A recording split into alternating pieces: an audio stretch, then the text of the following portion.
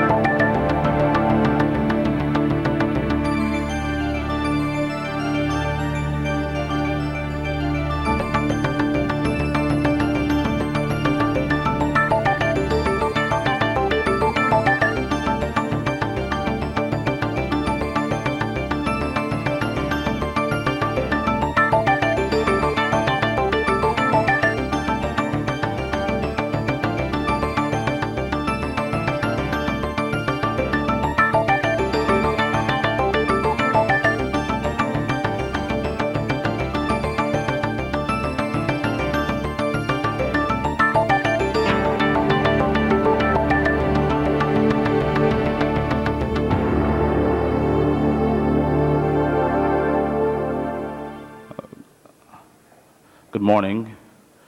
We welcome you to a regularly scheduled meeting of the Los Angeles City Council. Madam Clerk. Burnson, Galanter, Garcetti, Hahn, Holden, Misikowski, Pacheco, Perry, Reyes, Ridley Thomas, Wax, Weiss, Zine, Padilla. 10 members present and a quorum, Mr. President. All right. And then first order of business, Madam Clerk. Approval of the minutes. Mr. Padilla moves. Mr. Reyes seconds. Next order of business. Commendatory resolutions for approval. All right. Ms. Hahn moves. Ms. Misikowski seconds. Mr. President, this is the first of the month, and the salute to the flag is the next item. All righty. We thank you. Would all in attendance please rise as we salute the flag. And on the special day, we're going to ask the esteemed member from the 3rd Council District to lead us in the flag salute. Mr. Zine. Place your hand over your heart. Behind you, son. Begin. I pledge allegiance to the flag of the United States of America and to the republic for which it stands, one nation, under God, indivisible, with liberty and justice for all. Thank you very much, and you may be seated.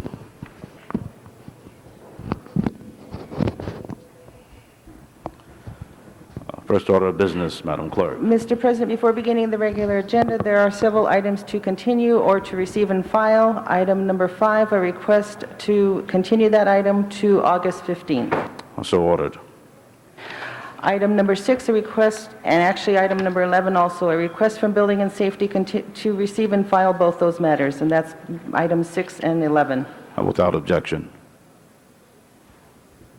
Item number 12, also a request to continue that item to August 15th. So ordered. And also item 44D, which is one of the closed session items, a request from the City Attorney to continue that item to September 5th. So ordered. On the regular agenda, Mr. President, items 1 and 2 are both public hearing items. Those both have ordinances. Do you wish to hold those for 12 members? That would be the chair's desire. Next item, Mr. President, item 4 is a building and safety assessment and confirmation of those assessments. All right. Those to be heard on this particular item, item number 4 from Building and Safety. If there's any staff presentations, we'd ask that you come forward now.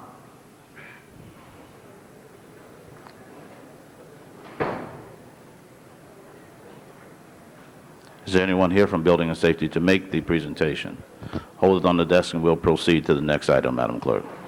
Items 7 through 10 are also building and safety assessments of appeals. Do you wish to hold those also for building? Oh, I believe she's on her way. She's on her way. All right.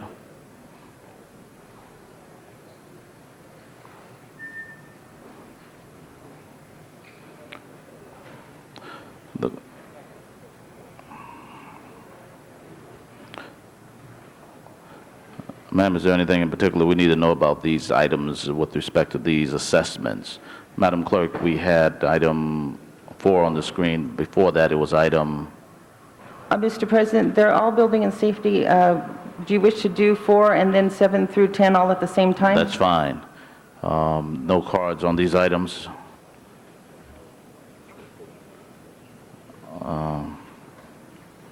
There are no cards on this. Any particular thing that we need to be conscious of, Madam, the representative from Building and Safety? No, Mr. President. In terms of these assessments, members, any concerns about the items before us? These assessments.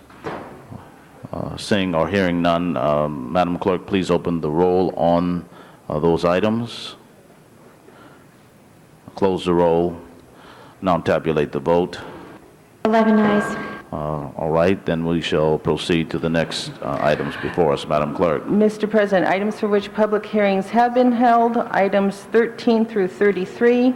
On those items, item number 24 should have been a closed session, and you should hold that on the desk, and that would be closed session pursuant to Government Code 54956.9A. As requested, all right. What is before us at this point? That would be items 13 through 33 with the exception of 24. And item number 33 has 2 reports on that file, so a motion is required on that item. All right, members 13 through, items 13 through 24, is that correct? I'm sorry, Mr. President, call 15 and 20 special, 15 and 20, thank you, Mr. Pacheco. and 23. And 23. Mr. Weiss? Item number 24 is called special, and there is a card on item number 24. Any more specials? Mr. President, on item 16, can we just add to one of the recommendations that it be subject to review and approval by the city attorney? This is a lease. All right, that's item number 16. Members, you've heard that request. It's a technical one in nature, simple. If there's no objection, that will be the order in that instance. Madam Clerk, for the purpose of clarification, Ms. Hahn, Yes, I wanted to call 27 special. 27 special, called by the member of the 15th District. We're not quite there yet. Hold to the next round. Okay? All right, those called special, Madam Clerk, you might want to recount those for our benefit. Item 14 was called special by Councilmember Pacheco. Item 20 by Mr. Pacheco also has a card on the item. Item number 22 has a card, and item 23 called special by Councilmember Pacheco. Item number 24 will be is called special, but it will be in closed session also. And 27 was called special by Councilmember Hahn, and item number 33 has two reports on the file, and that needs a motion. All right. Then all members are clear in that regard. Then we should call the roll, open the roll on the balance of those not called special. Please close the roll. If you would then tabulate the vote. 13 eyes. Thank you very much. All right. What's before us now, Madam Clerk? Next items, Mr. President, items for which public hearings have not been held, items 34 through 43. All right. 34 through 33.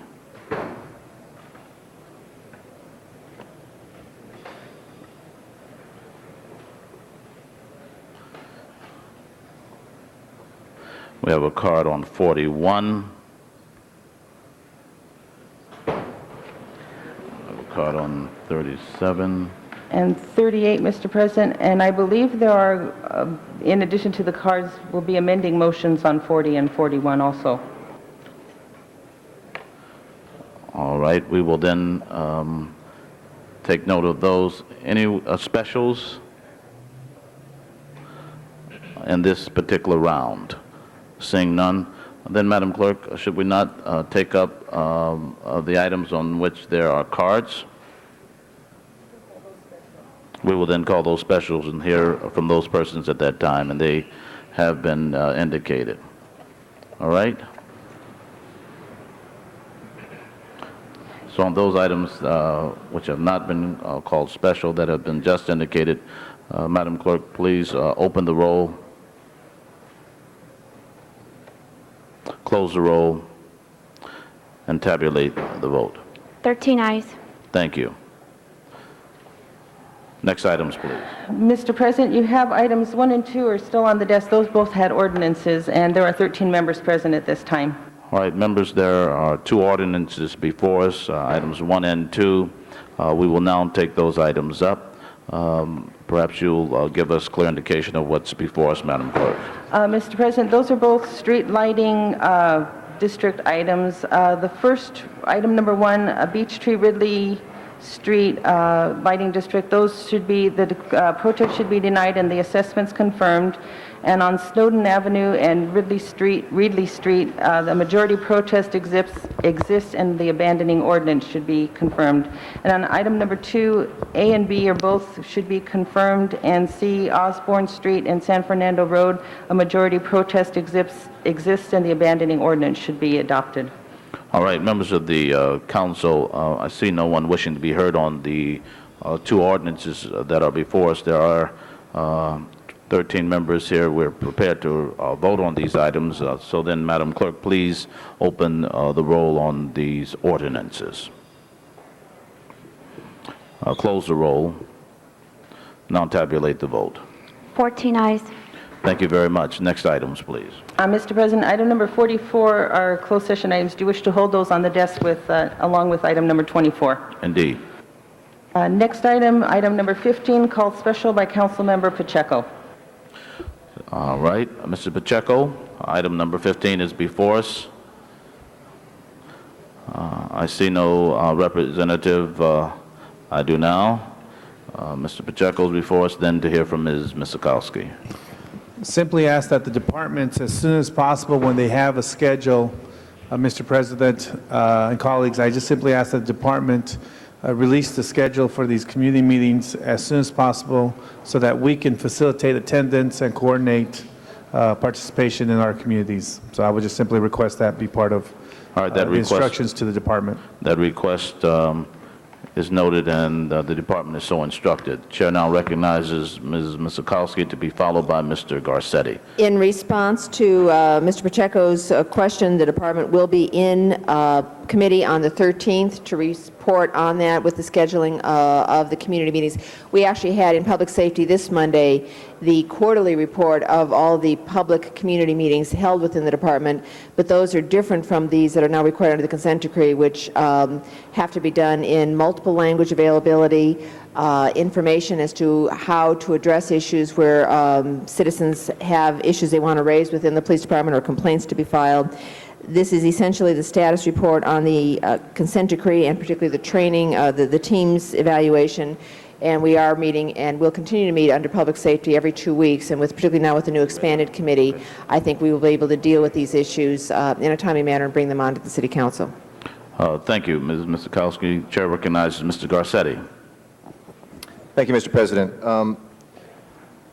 In the changes that are recommended here in terms of, for instance, the approved definition and the expansion definition of use of force, I think it's very critical that we have the department implementing that, and I praise this report for helping the department get there. When these definitions change, often they don't get down to the level of personnel, so you have officers who have no idea about these definitions, and for those of us who would like to see a reform agenda pushed through effectively, that is really the critical missing piece. So I would just encourage the department to try to move forthwith on this, to try to continue to do that, and to not let that gap happen, because then you have officers at the bottom who are sometimes punished for not knowing these different definitions. And for those of us who would like to see reform take a more active pace, this is a critical measure by which we can judge that. Thank you. Well, thank you, Mr. Garcetti. I see no other speakers wishing to be heard at this point. And so, Madam Clerk, we're now ready to vote. Please open the roll on item number 15. Close the roll. Tabulate the vote. 14 ayes. Thank you very much. The chair now recognizes Mr. Padilla for a special presentation.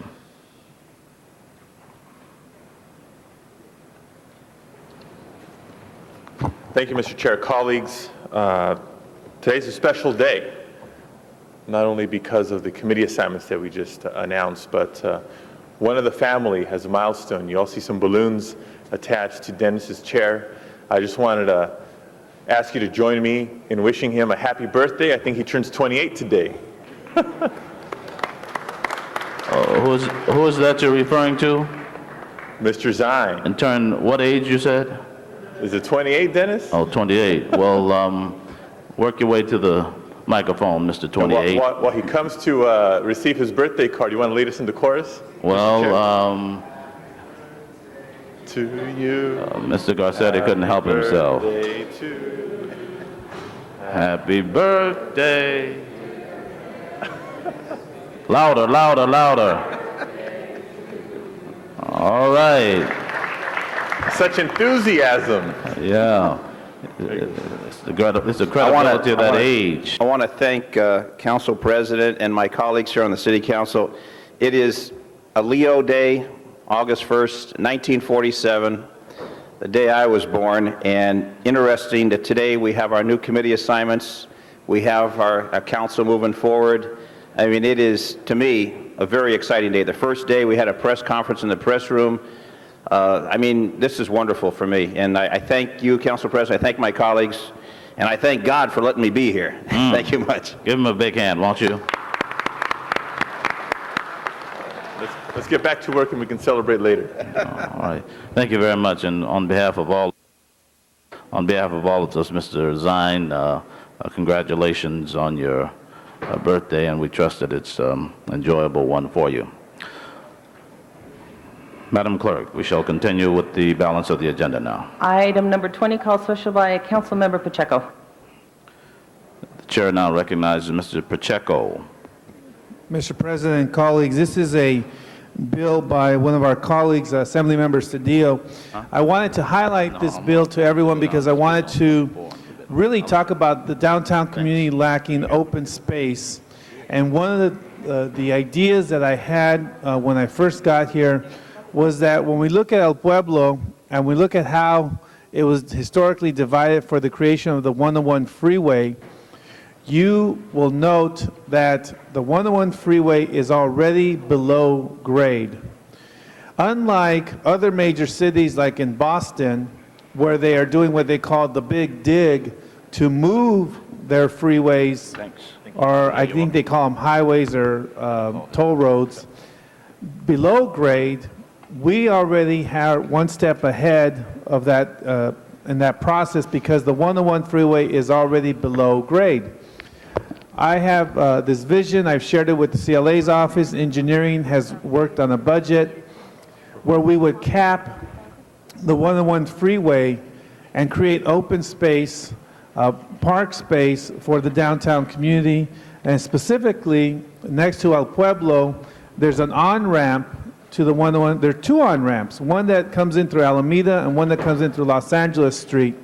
On the short term, the first immediate goal that I have been working with the CLA's office and the engineers with is to close the on-ramp on Los Angeles Street, create a tunnel entrance on Alameda Street for the 101, and deck that portion and extend that park area to create a nice park to complement all the restoration and rehabilitation that we're doing at El Pueblo, and then leap over and cap that portion between what used to be the Children's Museum and El Pueblo, and then just keep going west. And the ideal situation would be to, if we could make it all the way up to the cathedral and create this one long park for the downtown community. So I urge us to support Assemblymember Cedillo's efforts in carrying out that vision. Thank you. Thank you, Mr. Pacheco. Colleagues, before I call upon the next speaker, this item does have one public comments card. So we'll open the public hearing, and the council will call forward Victor Franco, Jr.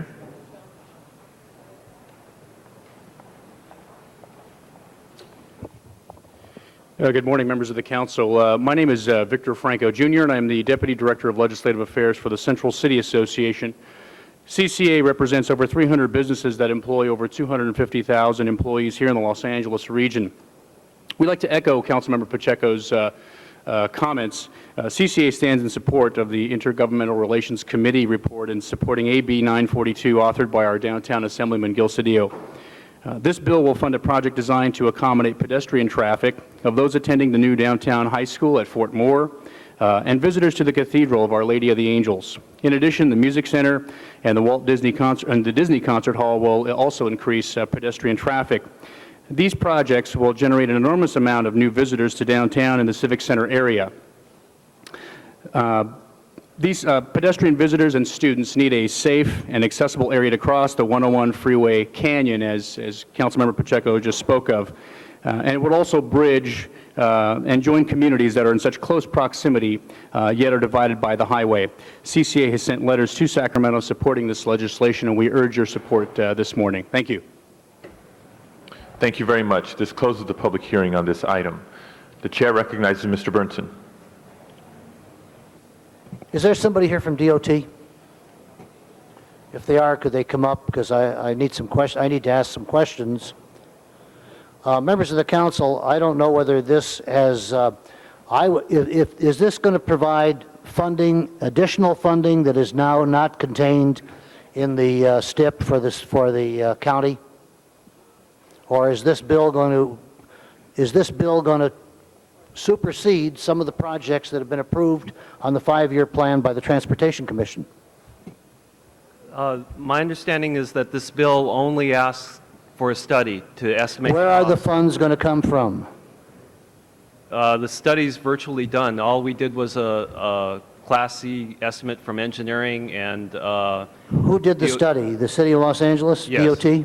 Yeah, no. Who did Bureau it? of Engineering did an estimate of what the structure would cost. And so that's done. That's all it asked for? That and a source of possible funding, which DOT provided. Sources of possible funding. Sources of possible funding. Yes. Now, you know, I'm not knocking this. This may be a very important project, but there is a way that these projects throughout the county are determined as far as priority and funding, and they're usually done in a call for projects. Was this ever submitted to MTA in the call for projects? Early versions of it have been. There have been projects submitted that looked at, that proposed a cantilevering off of Main Street or LA Street. So there is no current proposal for funding for the project, is that correct? Well, these projects to cantilever off of Main or LA Street were funded by MTA. Is it in the long-range plan, or is it in the 5-year plan, or do you know? I'm not sure whether it appears in the plan. Okay, well, members of the council, I think you ought to be aware of this. This may be a very important thing, and I'm not knocking it. But there is a way that business is done. We are one of 100, we are one of 88 cities in the county, plus all the rest of the county. And by legislators going in Sacramento, initiating legislation which takes a specific project and pushes it ahead of everything else that's been debated in the 5-year plan or in the call for projects, is not the way that we make friends and influence people. It is not the way to do business. We recently opposed Jenny Orpez's bill because not that it isn't a very needed project, but it was not done the right way. Now, that probably would get very high priority in the call for projects, and that's the way that should be done, and we did find a way to fund that. Okay? So what I'm saying to you is this. This bill should be, I would amend this bill, I would amend this motion to say that we support the bill if it does not bump other projects which are included in the current call for projects. And I would so move. Now, if it isn't, then we need to find a way to fund it. But if it doesn't do anything but call for the study, there may not be a problem with it. But if it bumps other pieces, other projects which have standing, which have been approved and gone through the process, it should not be approved. So I would move to amend the legislation to say that we support it, provided it does not jump or supersede other projects which have been approved in the call for projects plan. And I would so move. Okay. Thank you. There's a motion and a second. Thank you, Mr. Burnson. The chair recognizes Mr. Wax. Well, I share Staff may want to stay. I'm sorry. Staff may want to stay up in case there's additional questions. I share Mr. Burnson's concerns regarding funding and support his amendment. That said, I want to compliment both Councilman Pacheco and Assemblyman Cedillo for the kind of creative and innovative thinking that has long been overdue and lacking in the downtown area.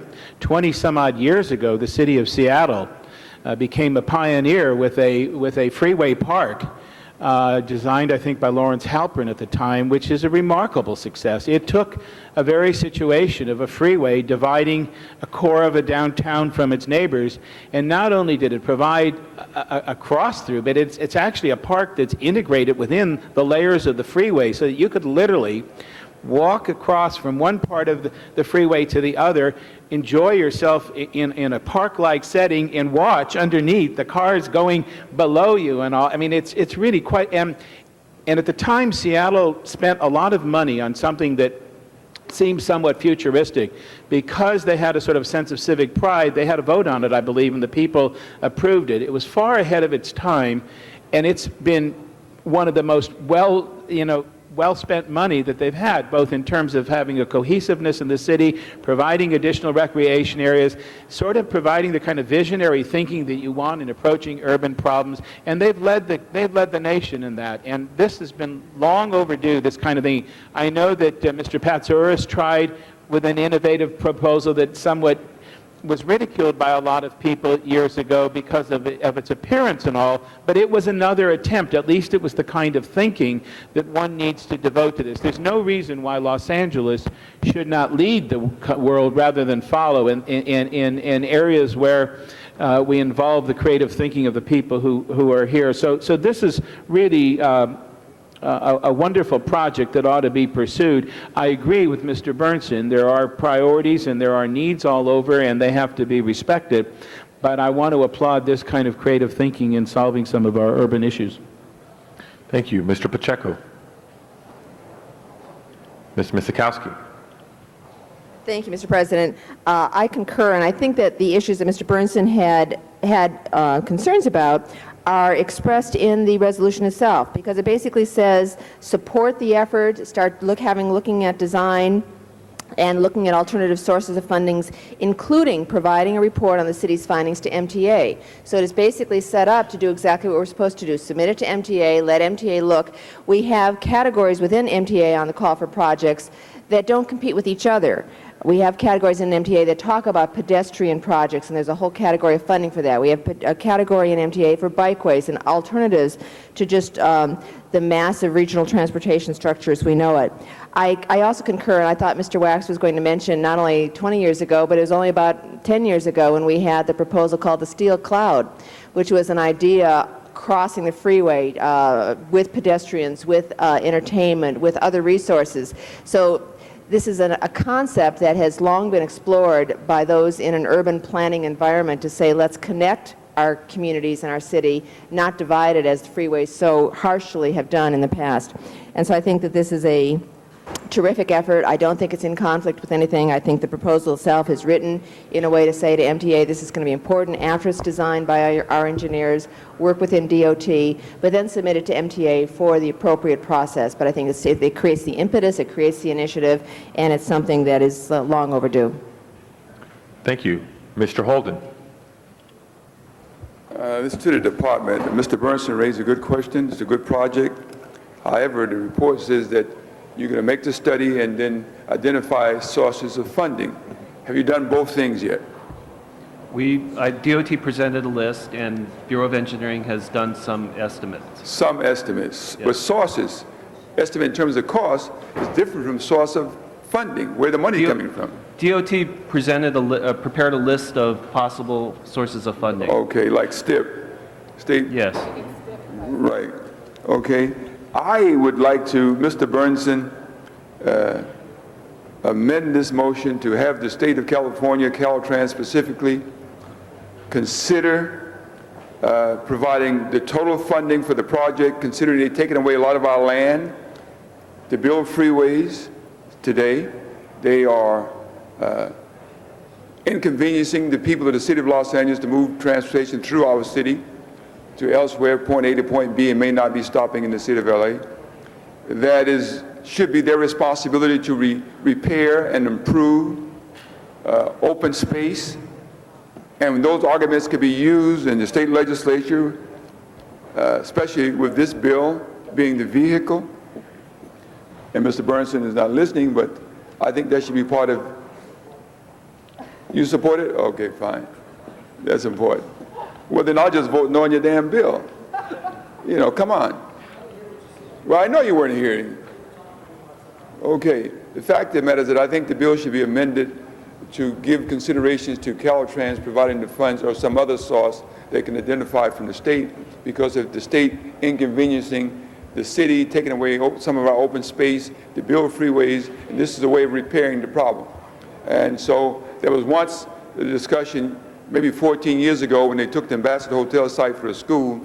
We talked about using the administration building for LHUSD and building open space, a football field over the freeway at that point to compensate and make available open space for the school if the school were going to be there. They still might even do that, which would then be the responsibility of the school and the state. And I would say that this should be a project that the state should be responsible for. However, if it's not the case, they're going to bump your project, your project, and your project, and so many projects we have in the call for project with MTA, and I don't think you really want that. So, and yet it's a good project, Mr. Pacheco. We support it, but we think the state should fund it. And Mr. Cedillo should include that as an amendment in his motion, in his legislation. Thank you, Mr. Holden. Mr. Reyes. I rise in support of this effort. One of the main concerns that can be addressed is that back when we were building the freeways, our city fathers at that time were dividing communities. They were separating neighborhoods. And this is one great project that can begin the mending, if you will, of this urban fabric, especially in the historic neighborhoods of the city. We have an opportunity to join these neighborhoods through a park or whatever other uses are being conceived. But the fact is we're beginning to redress the scars that have affected our communities for so many years. And it affects all neighborhoods throughout the city, wherever these freeways were put in. I understand the regional need at the time, but today, with today's technology, today's focus on knowing that we can't move out anymore into the mountains, that we have to reinvigorate our historic neighborhoods, this is a great tool, and I'm looking forward to seeing this being completed. Thank you. Mr. Burnson. Yeah, I don't think there's any question about the validity of it, Ed. There's no question. I commend Alex for bringing this in, and I think that unquestionably it's something that's needed. The only question is, how do you pay for it, and how does it affect other projects, as Mr. Holden pointed out. So when I made my amendment, I said that it shouldn't endanger other projects which are included in the 5-year plan or in the call for projects.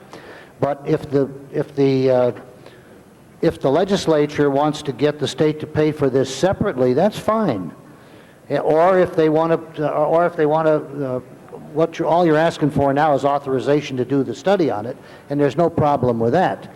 But if there is going to be any bumping of projects as a result of it, that was the only thing I wanted amended, and I think that covers what Mr. Holden was talking about also.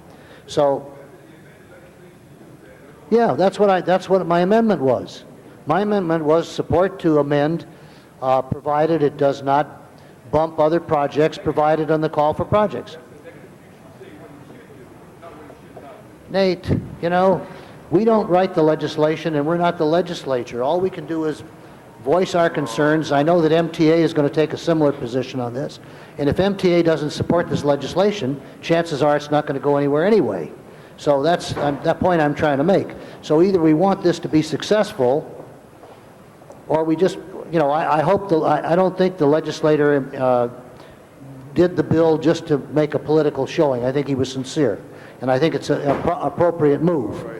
But I think that we have to understand how it's going to be funded. If there's going to be additional funding provided for this, such as the governor did with the combination of the 405 and the 101, that's fine. That's the way to do it. And if that's the case, that's fine. So maybe our amendment would be that it be funded separate, that additional funding be provided so that it will not endanger any projects which have already been included in the call for projects. And I would amend my amendment to say that. And I think if we do that, that covers all the contingencies, and it also recognizes the validity of the project. Thank you. Any other members wishing to speak on item 20? Madam Clerk, please open the roll. Sure, let's vote on the amendment separately, I guess. Any questions about the amendment? Any objection to adopting the amendment? Then let's just take one vote on item 20 as amended. Clerk, please open the roll, close the roll, tabulate the vote. 14 ayes. Item 20 as amended is approved.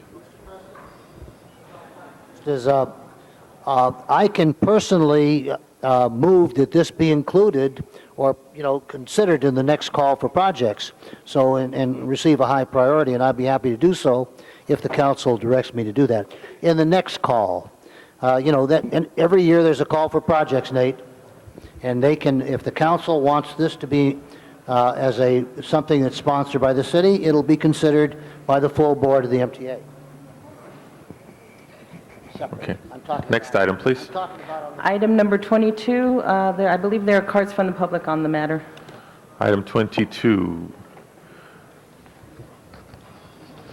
The council calls forward Victor Franco Jr. to be followed by Dennis Dickerson.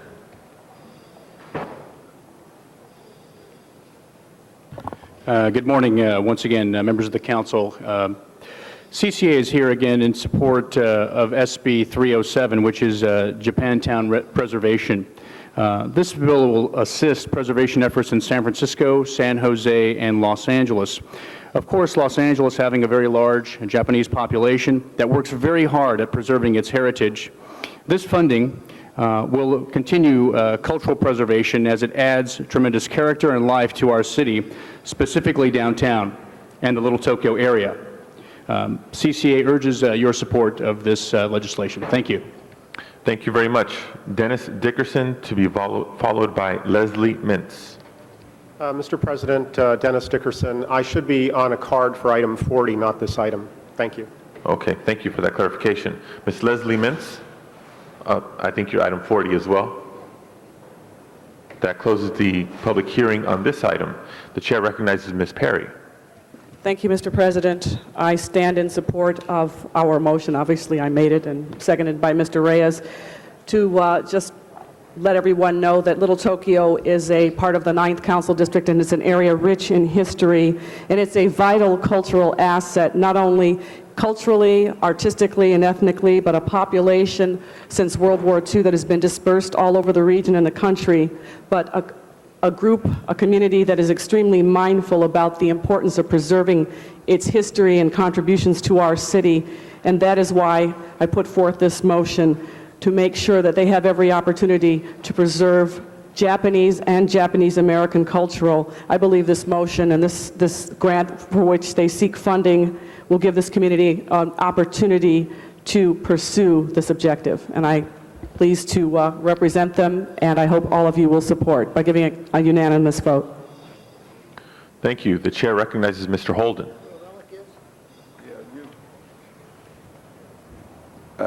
Mr. President, members, I voted for this out of my committee. It's a special interest bill. Ms. Perry, this is a special interest bill. And since you're such a special person, you just gotten elected over there, I voted for this. Otherwise, I would have amended the bill, and I don't understand where John Vasconcellos is coming from. But I would have amended the bill to include Koreatown. I would have amended the bill to Leimert Park area. I would have amended it to include Chinatown and Croatian Town. What town you want? Thai town. But since the money is limited, we have to pick the one that's been there the longest. You got the real track record, and you represent that district. So I decided to go ahead and give it a vote, which I did, and I hope it'll be enacted into law.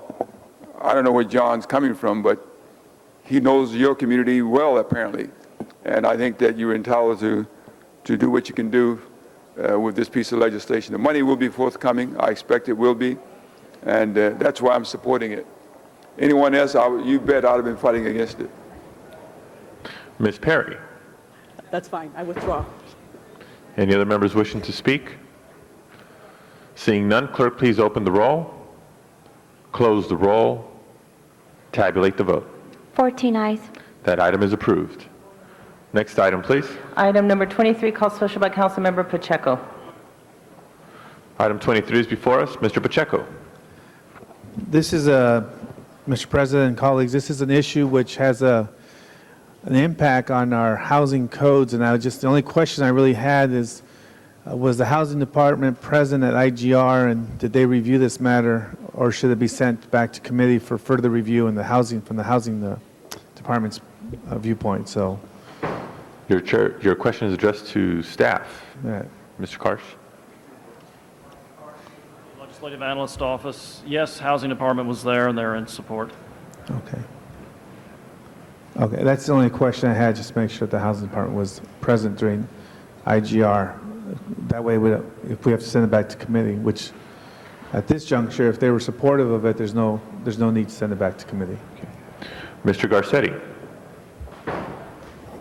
Thank you, Mr. President. Colleagues, this is a very important piece of legislation. I know we spent an inordinate amount of time on the previous, or two items ago on that item. But I do want you all to know, because this is an issue which all of your constituent services folks deal with all the time in terms of evictions. And this is a pilot study to explore whether we can look at 60 days. Originally it was going to be 90, now it's 60 days, instead of 30 days when there's no fault evictions. We know, while we have this housing crisis right now, that being able to find a place within 30 days is unrealistic in the best of conditions. When you're in the worst of conditions, it's even that much more difficult. So this is something that I hope will go further than just being a pilot study, but perhaps one day will become policy for the entire city. Thanks.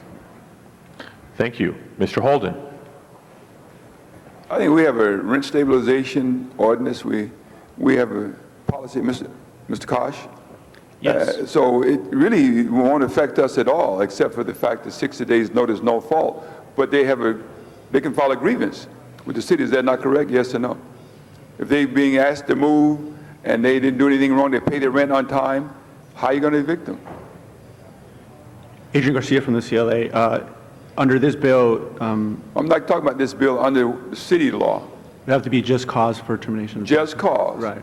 But this bill says the landlord can give notice to tenant at least 60 days prior to a no fault eviction, which it doesn't apply to LA, even though they're saying it applies to LA, because our laws are more stricter in support of tenants.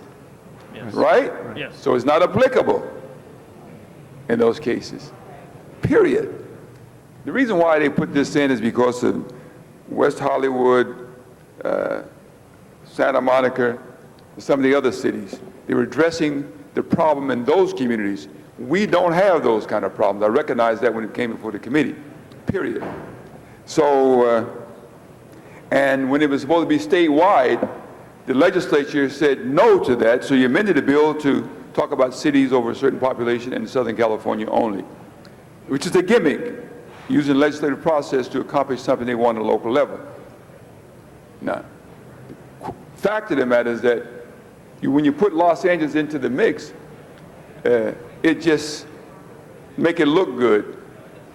That's all. But it doesn't apply to Los Angeles because we have stronger laws, more stricter. In any case, in that case, I had no reason to oppose it. It's like taking a no position at all because it doesn't effectuate any change in the city. And so, Mr. Pacheco, it's okay. Thank you, Mr. Holden. Mr. Wax.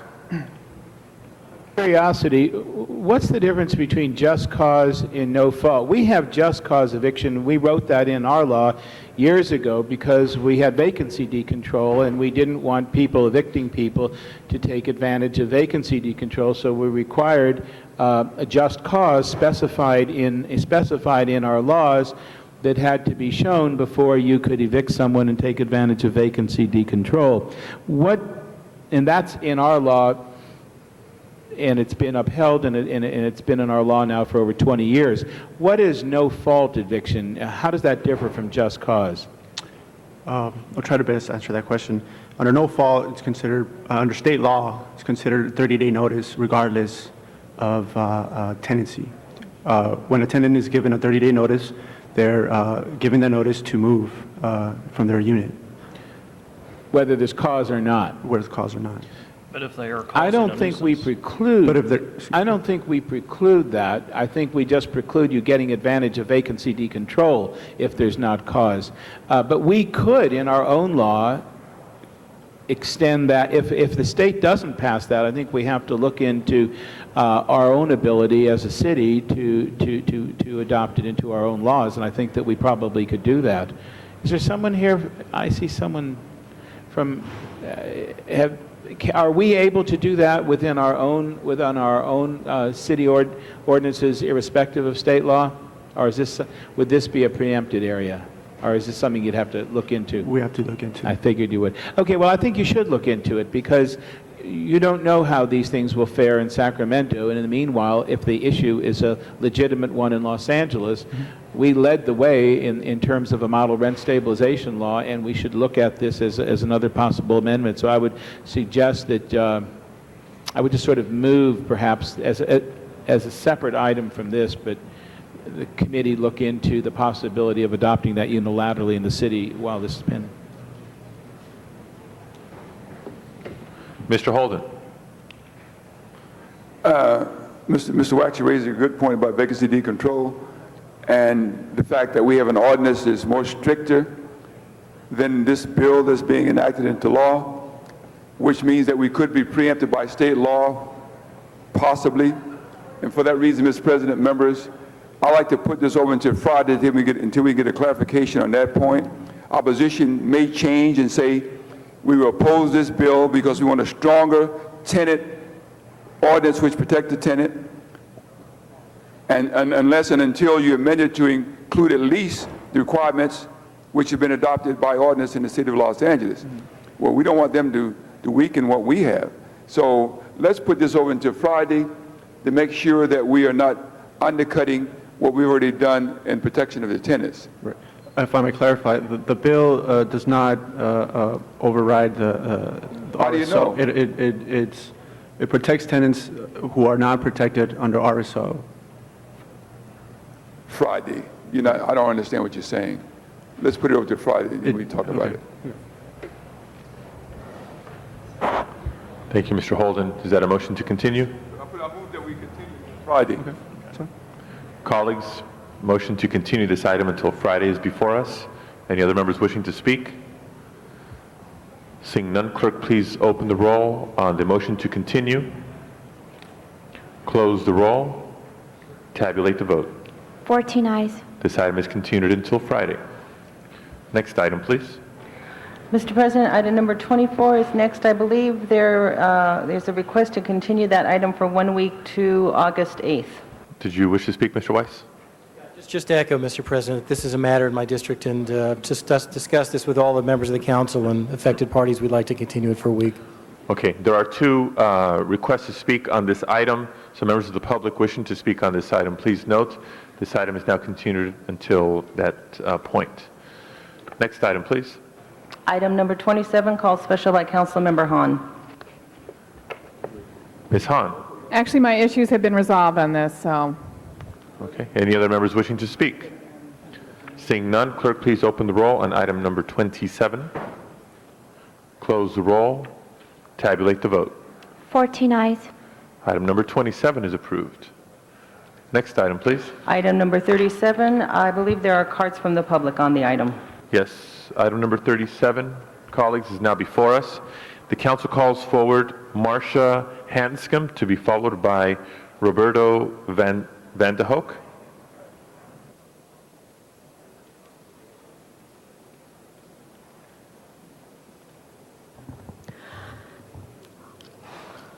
Honorable Council President and Council members, my name is Marcia Hanscom. I'm Executive Director of the Wetlands Action Network.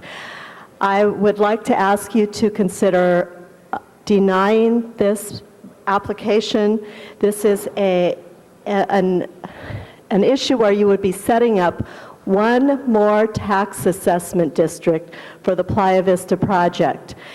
By the time we're finished, there's no way this project can be considered affordable housing in any way. When we have one tax assessment district on top of another, people are not going to be able to afford to even live there. And the important thing is that the Ballona Wetlands is a wildlife area. Currently, it's dark there. We don't want more lights in that area because it affects the wildlife. Now, you will say, but this is for the Playa Vista project. Well, the project site where this will be currently has no occupancy permits. And there's a question whether there will be any occupancy permits. And, you know, this is really distressing because only Councilmember Reyes is even listening to this. It's really amazing how this council doesn't listen to the public when we're here to help inform you. The EPA is coming out this week with a Superfund site assessment on this entire project site. There's a question whether there will ever be occupants in this area to pay for this district. So it's premature. And the entire suggestion of conducting an election for an assessment district when there is only one property owner, the Playa Vista developers, to vote on it, it's just ludicrous. So this is entirely premature and ought not to be approved until we know whether or not there really will be occupants in this area. Thank you. Thank you. Roberto Van de Hoek, to be followed by Leslie Purcell.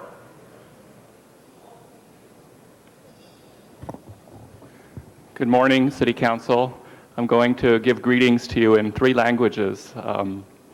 Hola, Dag, and greetings. And me llamo Roberto. I'm pronouncing it in Spanish in honor of our new council president. I'm with the Sierra Club. I'm speaking on behalf of the Sierra Club today. It has 55,000 members in Los Angeles, and we are very much in favor of having a park in this part of where you want to put these street lights in. It will be a complete negative impact to the ecological environment. For example, there are 3 kinds of owls that use this area: the great horned owl, the barn owl, and the burrowing owl. By providing lighting at this area, which has never had lighting in centuries, if not thousands of years, mil años, no lighting here, it would be inappropriate to put lighting here that would damage the environment and as well be a waste to taxpayers, of taxpayers' money. So Sierra Club and other environmental groups are opposed to this project. Thank you. Thank you. Ms. Leslie Purcell.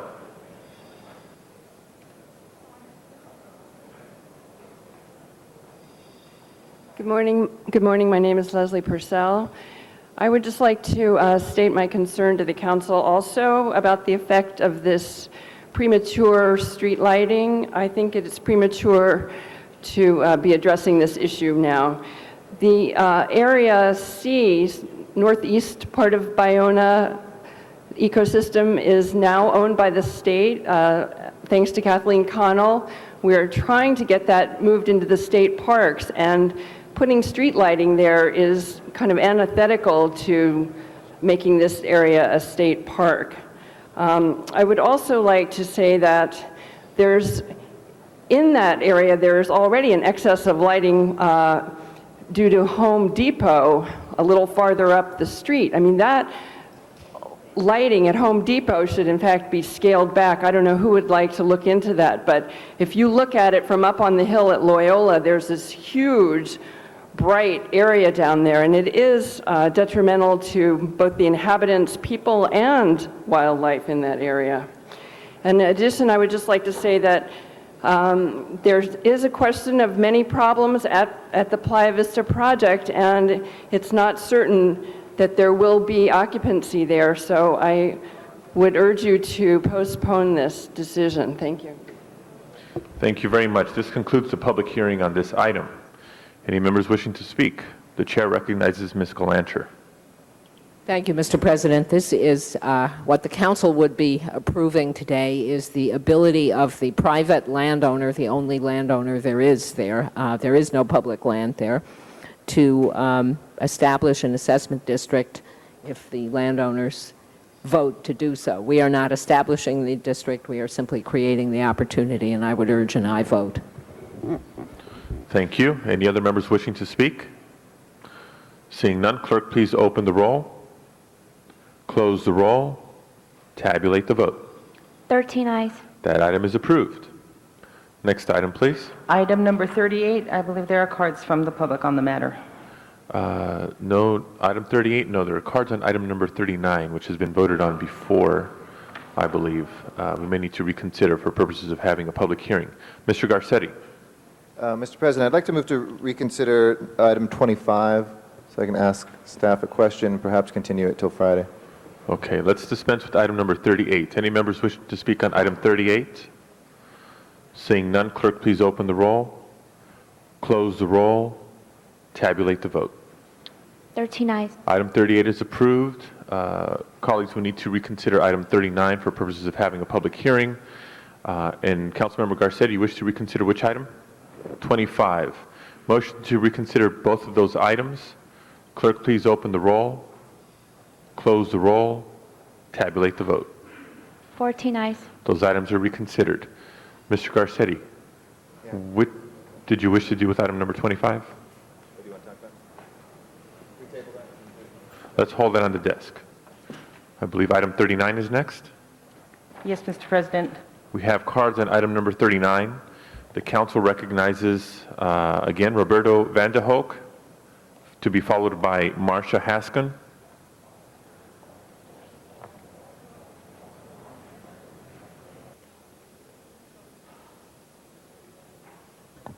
Greetings again. El Presidente Alejandro Padilla, me llamo Roberto, not Roberto. Correct Gracias por la pronunciation. clarificación. Greetings, Eric Garcetti. Thank you. Greetings, Jan Perry. Greetings. Greetings, Dennis Zine, and happy birthday, Dennis.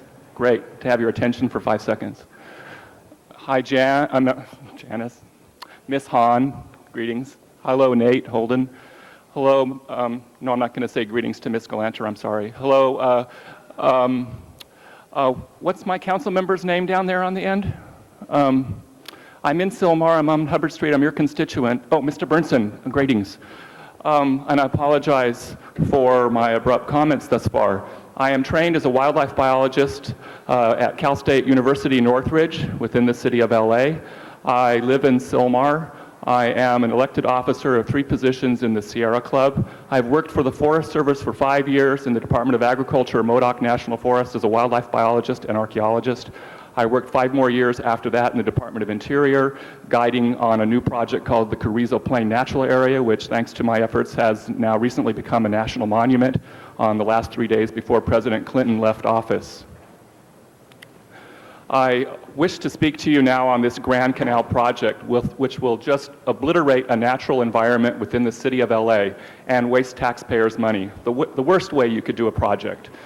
Right now, this is part of a historic wetland, a lagoon, that has hundreds of crabs, snails, California horned snails, worms. It's just a complete environment with all kinds of birds using this area, right next to a magnet school of the city of LA, and children take marine biology walks on here. Mr. Olgan, who's very involved in the Cabrillo Marine Aquarium at San Pedro, knows about this area and how important it is. If this project is approved, you will be going down the path of eventually having a consent decree occur on your city again, where the state and federal government has to oversee what you have tried to approve. We have word that the Coastal Commission, the state of California's California Coastal Commission, will be looking at this, and we are favorably hearing that this project will be denied by the state of California. If I could ask you to conclude, please. Okay, thank you. So please follow environmental impact guidelines, follow CEQA, and vote against this project. And note how Ruth Galanter is smiling heavily right now. You would be agreeing with Ruth Galanter if you vote yes, and ruining the city of LA. I'm sorry for overstanding my comments. Marcia Hanscom, to be followed by Peggy Forster.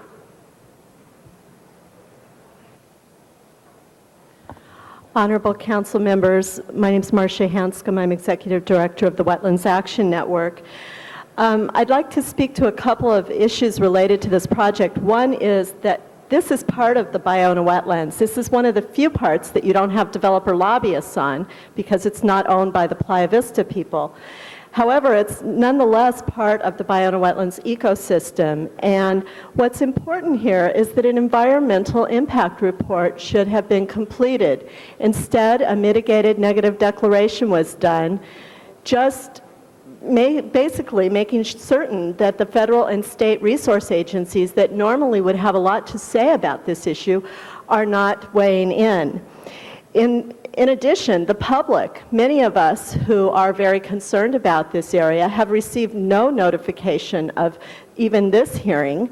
Why it is that the California Coastal Commission and numerous other agencies in this state can send us notifications when items like this are on the agenda, but the city of Los Angeles cannot, is a very big problem in this city, and why you don't have more people here protesting this issue. This morning, I saw a red-shouldered hawk right outside my window. I'm very fortunate that I live in a very modest apartment in Las Flores Canyon in the Santa Monica Mountains. The people who live in the city of Los Angeles deserve no less. They need to have wildlife in the city as well. And contrary to the characterization of this project as something to restore the area, they're talking about dredging the mud, laying in gravel, and that will take out the parts of the ecosystem that bring the birds there. This is a landscape project. If you look at the Venice canals, you will see they have a native landscape project. That's not an ecosystem. And if you were to do an environmental impact report, as we believe the California Environmental Quality Act requires, you would be able to see that there are some good parts of this project. The water quality parts of this project are very good. Fixing the sidewalks, great. But please do not hurt the Ballona Wetlands ecosystem any further, and using $750,000 in public funds, it says here in the staff report, to do so. The executive director of the Coastal Commission has already appealed the coastal permit the city has given to this. If I can It's ask on you the to commission conclude, please. agenda for next week. I recommend you deny this. Thank you. Thank you. Leslie Purcell.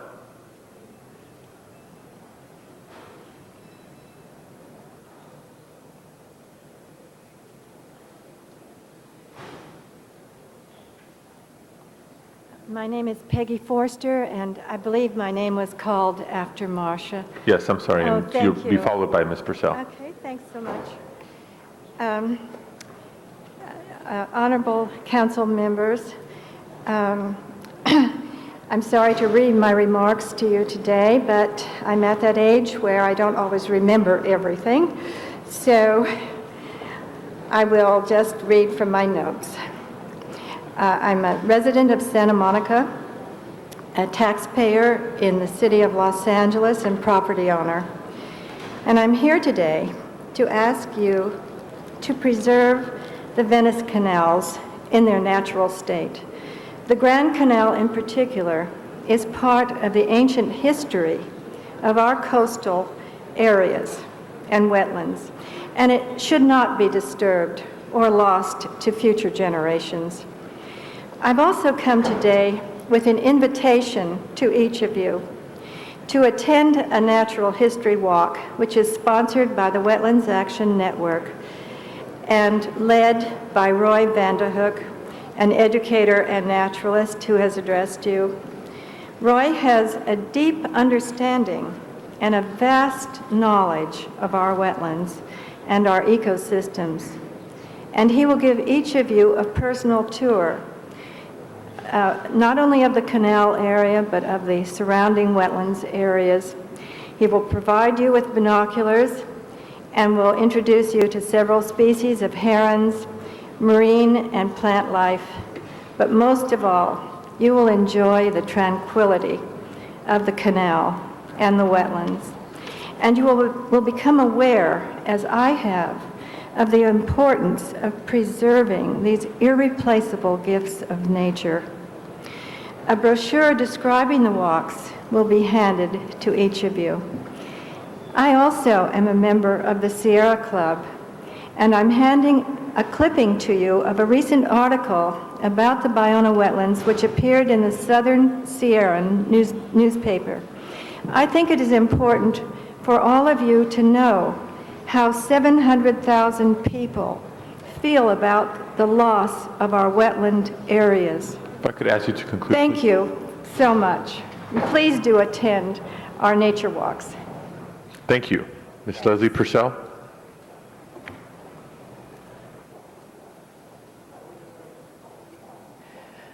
Hi, I would like to speak to the fact that I believe that this project will have a significant impact on the environment in this area. I would disagree with the finding that is in front of the City Council. And, you know, I have visited the banks of the canal there, and it's a muddy bank, and there are lots of crabs, and it's really quite a wonderful habitat. You know, I agree that the sidewalks need to be fixed. Some of the non-native species of plants should be removed, and there should be a natural habitat restoration. I think that there needs to be further study of this. I attended a meeting at the Venice Library, and there was a significant discussion by people that wanted not a landscaping project, but a much more natural habitat restoration. I also believe that the Coastal Conservancy might step in here and take over the project and even fund it. So that is something also for you to consider. We don't need a gravel bottom to that canal. You know, that is, it is just not good for the wildlife, and we don't need that kind of a wall put in. We need the mud banks preserved. Thank you very much. Thank you. This concludes public comments on this item. Any members wishing to speak? The chair recognizes Ms. Galanter. Mr. President, I'd like to ask that you hold my time. We have somebody here from the staff to explain what this is and what it isn't, and then I'd like to speak when he's done. Good morning, Council. My name is Russ Ruffing. I'm a supervisor in the Environmental Group, the Bureau of Engineering. I'm the author of the mitigated neg deck, which is before you and which was just called into question as to its legal adequacy. I just want to state the facts according to the law real briefly. The California Code of Regulations requires us in the CEQA process to balance a variety of public objectives, and we have a slew of them on this project. We've got to balance public access, public safety, structural stability of the banks, aesthetics, cultural historic resources, along with the environment. We think that this project does all of those in a very fine way. Now, as to the idea that there's a significant impact in this project, the Public Resource Code tells us that the lead agency determines what is significant impact. What doesn't determine it is argument, rhetoric, speculation, unsubstantiated opinion, etc. What does also help us to determine what a significant impact is and is not is expert opinion. I would say that the expert opinions in this case are the regulatory agencies, and there's many of them with jurisdiction in this project. The California Department of Fish and Game, Coastal Commission, the U.S. Army Corps of Engineers, the State Regional Water Quality Control Board, the State Historic Preservation Officer. Now, all of those agencies that I just mentioned first approved this same exact design on a gigantic scale in the Venice canals back in 1992. That project was overwhelmingly successful. I think everyone would agree to it. Also, all of those same agencies had opportunity to review this very same document, which is before you, during the public review period. We did not receive any negative responses from any of those regulatory agencies. And furthermore, right now they are considering this document in the environmental permitting procedures, which is before them. They're considering this project, rather. So at this point, never have any regulatory agencies considered this project to be a significant impact. I would submit before you that they think this is a good project. One final thought: Heal the Bay, Coastal Conservancy, some of the other groups that were mentioned, again, during the public review period, and as a matter of fact, none of these people during the public review period gave us comments. They're submitting them to you at this late date, which is a little bit unfair in my opinion. One final point before I leave. This is an assessment project. We currently have 80% of the people in the assessment district that are in favor of this project. Those are the ones that are paying for it, not the general taxpayers. That's all I have to say. Okay. Members of the council, what I would like you to understand is that this project is not a piece of the Ballona wetlands. Many years ago, before the construction of Marina del Rey, it may have been. But Marina del Rey was constructed roughly 40 years ago, and this has been completely dissociated from the Ballona wetlands ever since. The Ballona wetlands are on the south side of the marina, and this area, what's left of it, is on the north side of the marina. The Grand Canal project, which we're considering today, for which we're considering the negative declaration, is the missing link between the restored Ballona Lagoon, whose restoration, by the way, received objections from some of the same people, and the Venice canals, whose restoration did not receive any objections at all. In fact, the Venice canals took 50 years to resolve the controversy there and to reach an agreement that met not only the concerns of the nearby residents, but also the concerns of all the regulatory agencies that Mr. Ruffing has mentioned. The genesis of the Grand Canal project is a report that I asked the Coastal Conservancy to prepare during my first or second year in office, which is getting to be many decades ago. And what they found, and what all of the agencies who've reviewed the whole situation have found, is that in order to do fully adequate tidal flushing of the whole system, the Ballona Lagoon and the Venice canals, this missing link has to be dredged to allow the tidal prism to function the way it's supposed to, so that the water that comes in from the Marina Channel will come in the Ballona Lagoon, get all the way up the lagoon, through the Grand Canal, all the way up the canals, and then back out again. And it's because of the need to make that link that we initiated this project. Subsequent to the actual completion of the restoration in the canals, the people who own property on the south side of Washington Street along the Grand Canal came to me and said, well, hey, what about us? And so the project that we have initiated, which will go forward only if the residents agree to pay their assessment, is a replica of what was done in the canals, which passed every regulatory test imaginable. And it's our hope that, it's my desperate hope that by the time I leave office, we will have the whole system functioning and the tide going in and out the way it's supposed to. The reason there are so many birds in the Ballona Lagoon is because early in my tenure, I succeeded in blocking the construction of a marina in that area, and with some cooperation and some opposition, we achieved instead, with the help of the Coastal Conservancy, a restoration of the Ballona Lagoon as a habitat area, and that's why the birds are there. The Venice canals, with the what Ms. Hanscom refers to as the wetland landscaping, are a declared nest feeding site for the California least tern, which nests on the beach on the other side of some housing that's in between. And this is also a feeding area for them. The vegetation's all been certified as okay for the least tern.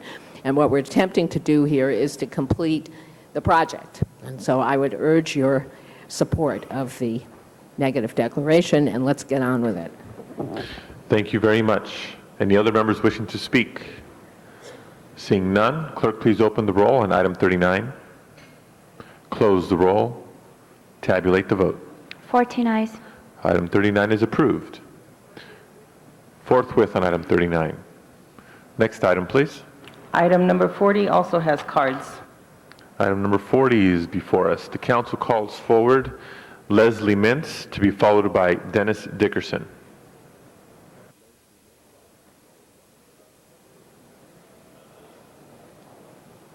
If I can ask you to wait for a second. Mr. Ridley Thomas. There is a motion, an amending motion being prepared on item number 40. We can hear the public comment on this and then move to 41, which is ready. They are related, and that way we can dispose of this in a way that is helpful. Do you propose to consider and act on items 40 and 41 together? Yes, but the amending motion on 40 is yet to be circulated. Okay, because there are cards also on items 41. Take them both. We'll take them both. Everybody okay with that? Okay, so we'll have 40 and 41 together, and we're awaiting a amending or a substitute motion for item 40. That'll be circulated soon. Ms. Mintz. Good morning. My name is Leslie Mintz, and I am staff attorney for Heal the Bay. Thank you for the opportunity to speak to the new council members. We are in support of the proposed trash TMDL as proposed by the LA Regional Water Quality Control Board. That's not because we love it. Much to our dismay, we think the city is getting a great deal. There's a 50% reopener after 50% reduction in 7 years, where you can reconsider the pace of the TMDL and the zero target itself. There's 14 years to implement this. There's rolling 3-year averages. It is a great deal for the city, and that is why we continue to be amazed that the city is digging in its heels and resisting the TMDL process. We encourage you to make any recommendations, the city to make recommendations to you for resolutions that move this process forward. Accepting the TMDL with a zero limit does not subject the city to more liability. 10 million pounds of trash a year has been flowing into the bay, and no environmental group has sued over that particular issue yet. Claims that there's going to be lawsuits over one gum wrapper are a red herring. Moreover, the city is not responsible for trash in the river, only the trash that comes out of the storm drains. Finally, we want to make the point that far from just ramming this sort of thing down municipalities' throats, environmental groups are doing everything they can to help give you the resources you need to make this happen. For example, this year with Heal the Bay's urging, there's been $33.7 million given to clean up beaches through the Governor's Beach Initiative, including specifically $500,000 to the LA River for TMDL assistance. Also, last year from Prop 12 through the Santa Monica Bay Restoration Project, $1.7 million will go to Bayona for CDS units. This TMDL is cost effective. In 1999, over 5,000 days of beach closures were estimated by the State Water Resources Board. This kind of thing hurts local communities and local businesses. We urge you to support the TMDL and move the process forward. Thank you very much. Council calls forward Mr. Dennis Dickerson to be followed by Roberto Van de Hoek. Thank you, Mr. President, members of the council. For the record, I'm Dennis Dickerson, Executive Officer of the Los Angeles Regional Water Quality Control Board. Mr. President, I would ask permission for my staff, Melinda Becker, to show you this photograph, to bring it around so you can all get a closer look. Would that be possible? Go ahead.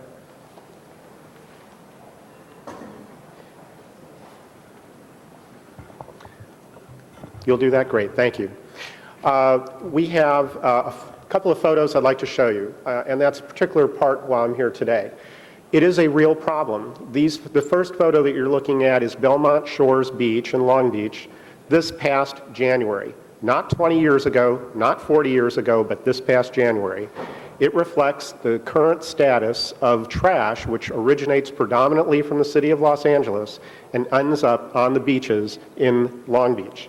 A similar problem exists in Bayona Creek and affects City of LA beaches and the harbor at Marina del Rey.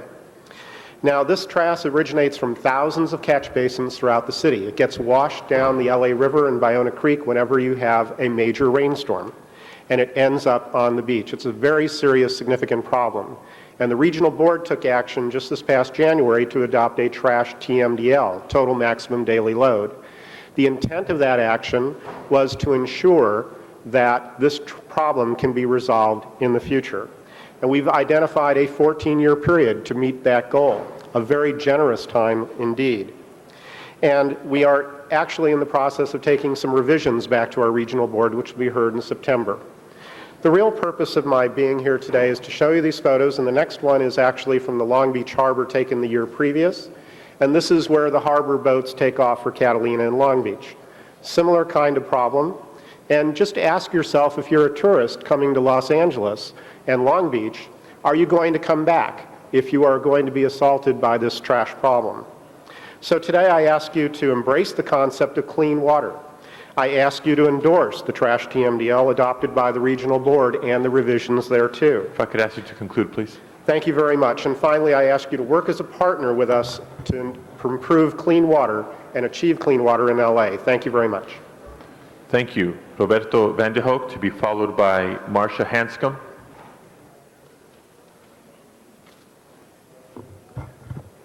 Thank you for the correct pronunciation on my name.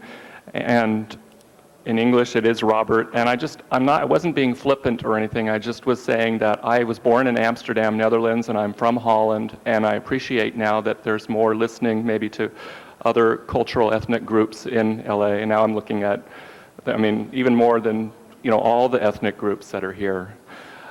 I agree with Heal the Bay's comments. Again, being a wildlife biologist, cleaning up Bayona Creek will be wonderful. There are seals that use this ecosystem. 3 seals were seen by several people on one of our last tours, and then when Antonio Villaraigosa was running for mayor, he saw 2 harbor seals there that day. Also, we do monthly walks there, and we see brown pelicans, double-crested cormorants, Brandt's cormorants, all kinds of shorebirds and sandpipers. And it's just a shame when you also have to see this trash amongst the birds, which is why I brought the binoculars. When you when you have all this group of 20 people looking at with their binoculars at birds, they're also looking at this trash. It's so sad for them. It's for, the children are saying, well, let's do something. So then they come to clean up the trash, and then the next day there's trash again because this urban creek is bringing again another load of trash down. And so you can't clean it no matter how many people are there cleaning up this trash. This creek comes out of urban central LA, Culver City. All the trash on the UCLA campus ends up into this creek. Beverly Hills, West Hollywood. It's a regional problem for different cities. At least 4 incorporated cities are in this watershed. And it's really important to follow some of these state guidelines, these state recommendations by water boards and other agencies. Thank you. Thank you very much. Ms. Marcia Hanscom, to be followed by Steve Fleischle.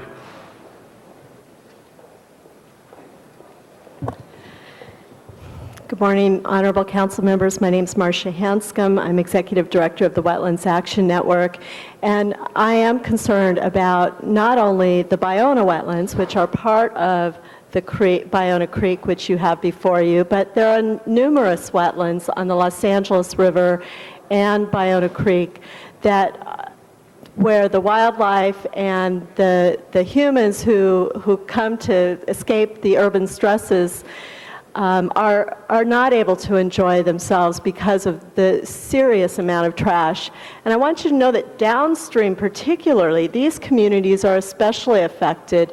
And one of the reasons this has come home to me is because this last year, the state controller helped us to place 73 acres of land at Ballona into public ownership, and we opened it up, and hundreds of people from the community came to clean this area.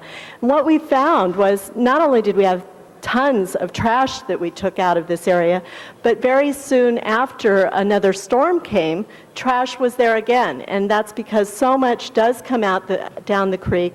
When the storm comes, all the styrofoam gets blown up onto the adjacent lands. And so you're also impacting businesses and residents who have lands along these creeks and rivers that shouldn't be receiving trash from everywhere upstream. So I urge you to support the standards that the Regional Water Quality Control Board has adopted and recommended for all of the cities, and to not try and escape this very important thing that will help us when we're trying to regreen Ballona Creek through the Ballona Creek Renaissance Project and trying to regreen the Los Angeles River. We need your help, so please don't escape your responsibility here. Thank you. Thank you very much. Steve Fleischle. Steve, you submitted cards on both 40 and 41. Let me remind you and everybody that we have both items before us. Thanks very much. Good morning, Mr. President, members of the council. My name is Steve Fleischle. I'm the executive director of the Santa Monica Baykeeper, a nonprofit organization dedicated to protecting and restoring Santa Monica Bay, San Pedro Bay, and adjacent coastal waters, which include the Los Angeles River and Ballona Creek. I think you saw the photographs from the water board, and I think every one of you probably would agree that this is a significant problem. I don't think that's where the debate really lies. The question is how we move forward in addressing this. I too agree that the Regional Water Board has taken a fairly conservative approach in addressing this problem with their proposal. They have bent over backwards, in my mind, to accommodate many of the city's concerns. And yet again, we see opposition, and that's troubling to me. Several months ago, we saw opposition with regard to a zero limit on the trash TMDL.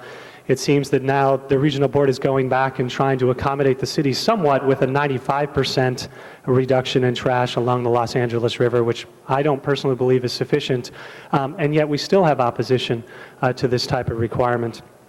A lot of this, I think, stems from the fear of third-party litigation.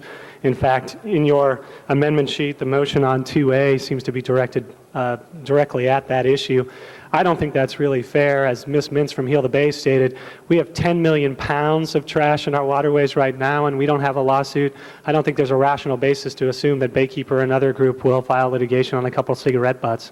Also, in regard to the assimilative capacity issues, I don't really understand, and I find it hard to believe that this council would support the idea of let's study the assimilative capacity of the Los Angeles River for cigarette butts.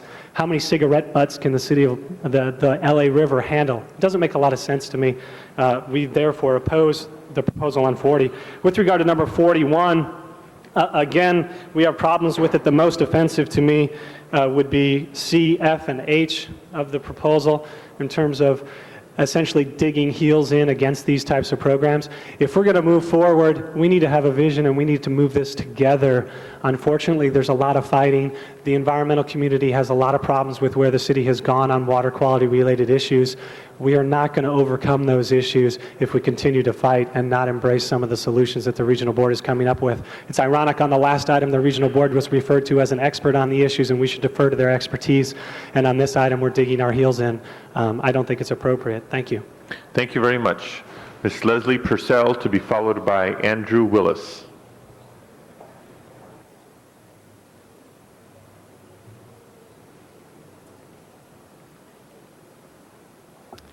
Hi, I'm Leslie Purcell, back again, and I brought a cup from one of our local coffee places, and I would like to point out this is a paper cup. Now, in Berkeley, where I used to live, they banned styrofoam for fast food packaging, and I would urge the city council to look at that seriously, because in these trash cleanups that we've done on Ballona Creek, you know, I picked up like about 4 dozen cups, styrofoam cups, in about 15 minutes. The styrofoam does not deteriorate, it stays there. And I think that would be a major help in trying to clean up the LA River and the bays. So I would urge you to look at that as one item.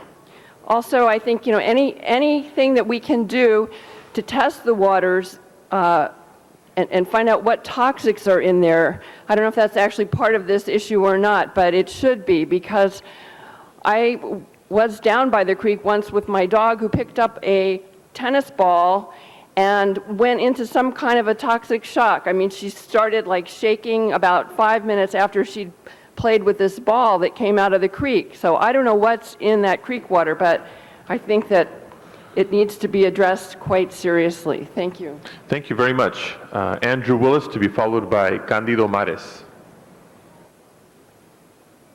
Good morning, councilors. I was at the Regional Water Quality Board meeting where the LA River Trash TMDL was approved, and I was struck by 2 acts that I'd almost consider beautiful that day. One was the support by the City of Long Beach, and the other was when the chairman of the board said, we need leadership to push this zero-limit LA River Trash TMDL through. And the LA River is a lesion. It needs leaders with a cure. I haven't had my morning coffee this morning yet, but I'd love to come away today with that feeling of exhilaration when I see the government working for public interests. So please support. Thank you. Thank you very much. Actually, our final speaker will be Shelley Luce on this item.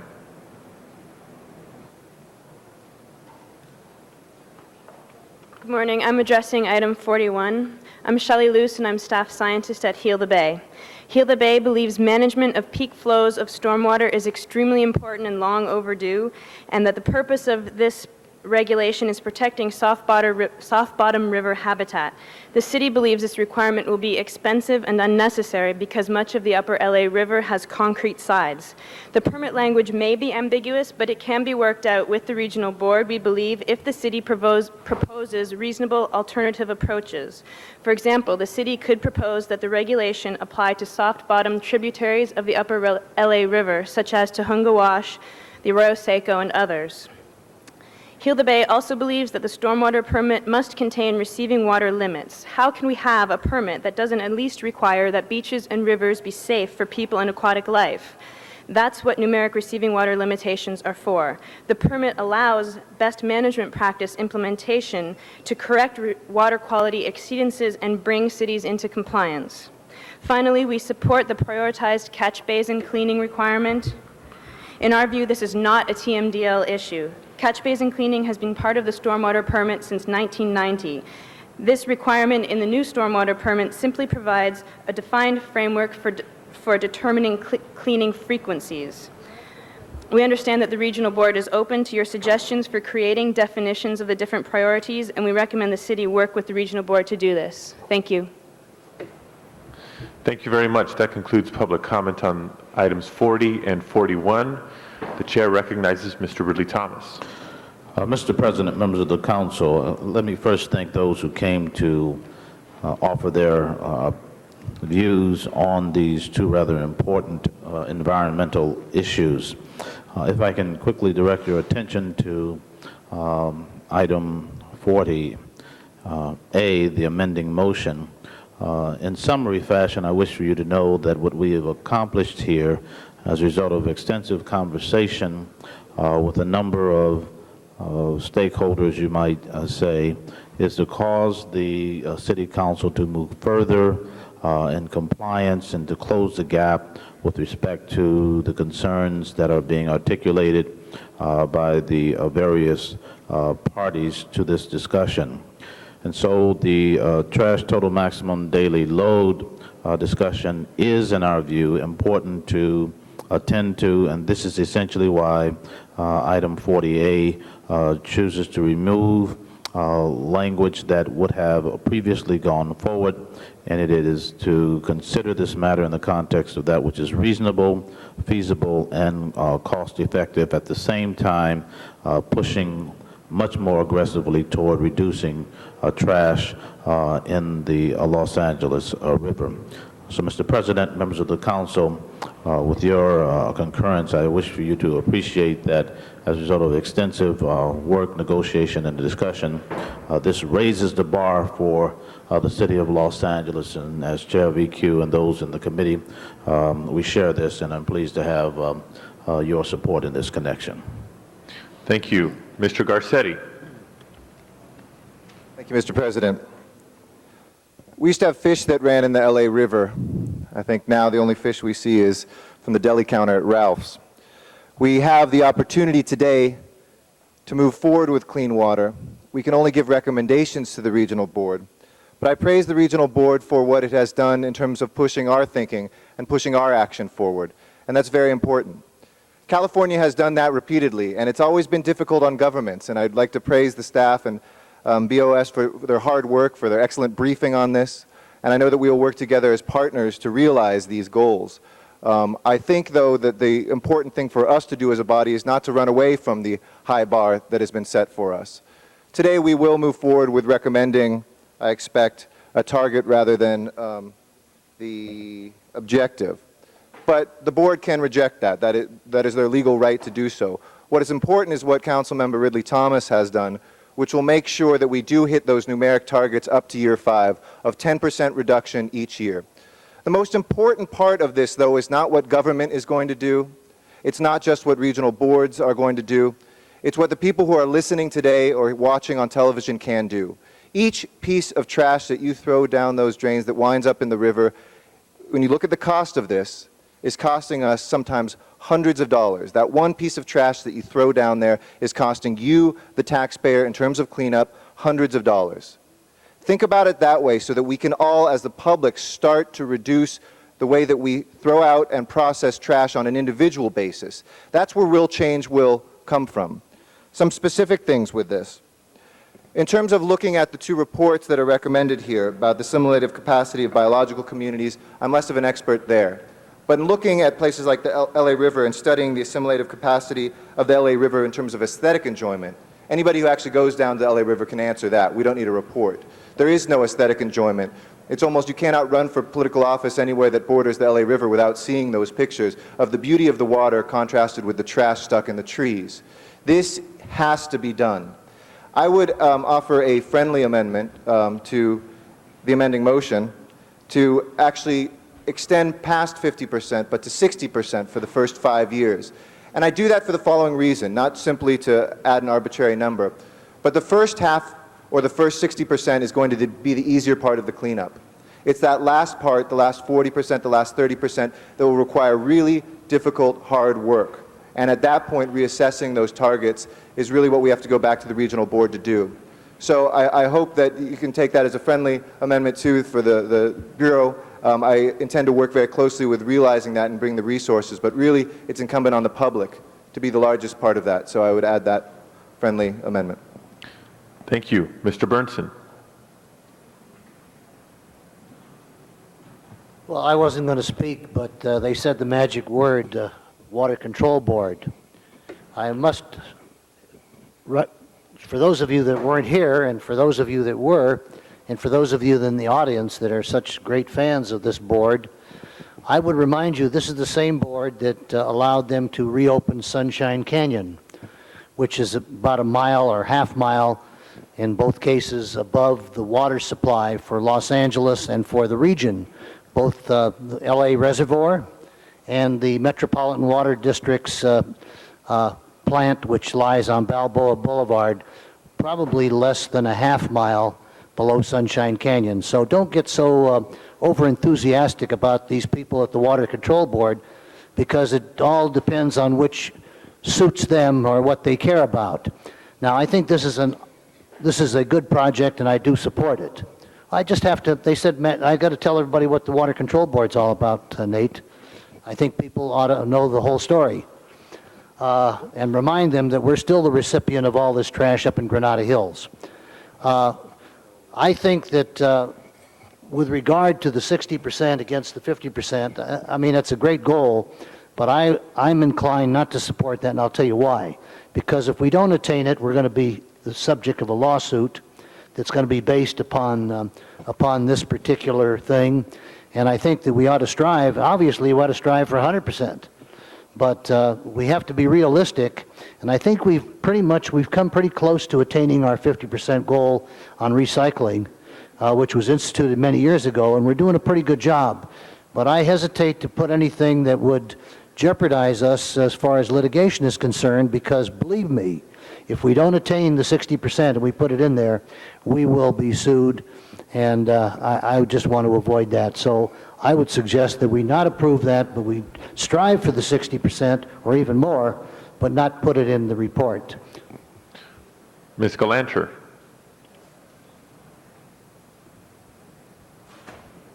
Ms. Galanter here? She passes. Ms. Misikowski.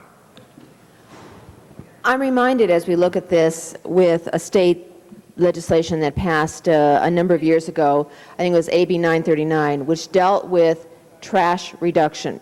And it set criteria and goals that all municipalities had to meet for reducing our trash load and recycling. And we set that bill, a state bill, set initial levels over a long period of time, and then that criteria was ratcheted up. With those goals set, the city of Los Angeles didn't say, that's the goal, we're going to do just that, and that's going to be enough. And Ms. Galanter, I'm sure, can speak to this when she talks. We achieved much better than the goals, much faster, and in fact, we're the state leaders for reducing trash and recycling more. And we are always ahead of the curve, and I think that that's how we would continue to consider this.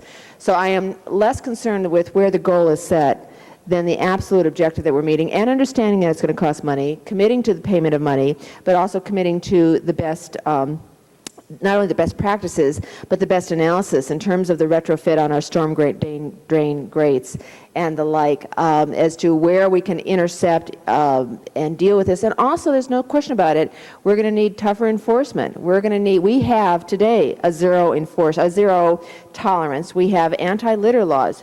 This, you shall not litter. But the ability to police it, to patrol it, to manage it is something we need to create tougher efforts at. So it's both at the receiving end to make sure it doesn't get in, or when it does get in, it's removed from going into the stream, but also then tougher enforcement. Education goes along with that. But as I said, I think that the important thing here is the commitment to do it, the commitment to move forward, to work with the Regional Water Quality Control Board, and know that this city, when we have set our mind to it and set our pace toward it and give that instruction and give the staff the necessary tools, we will achieve those goals and better. Ms. Hahn.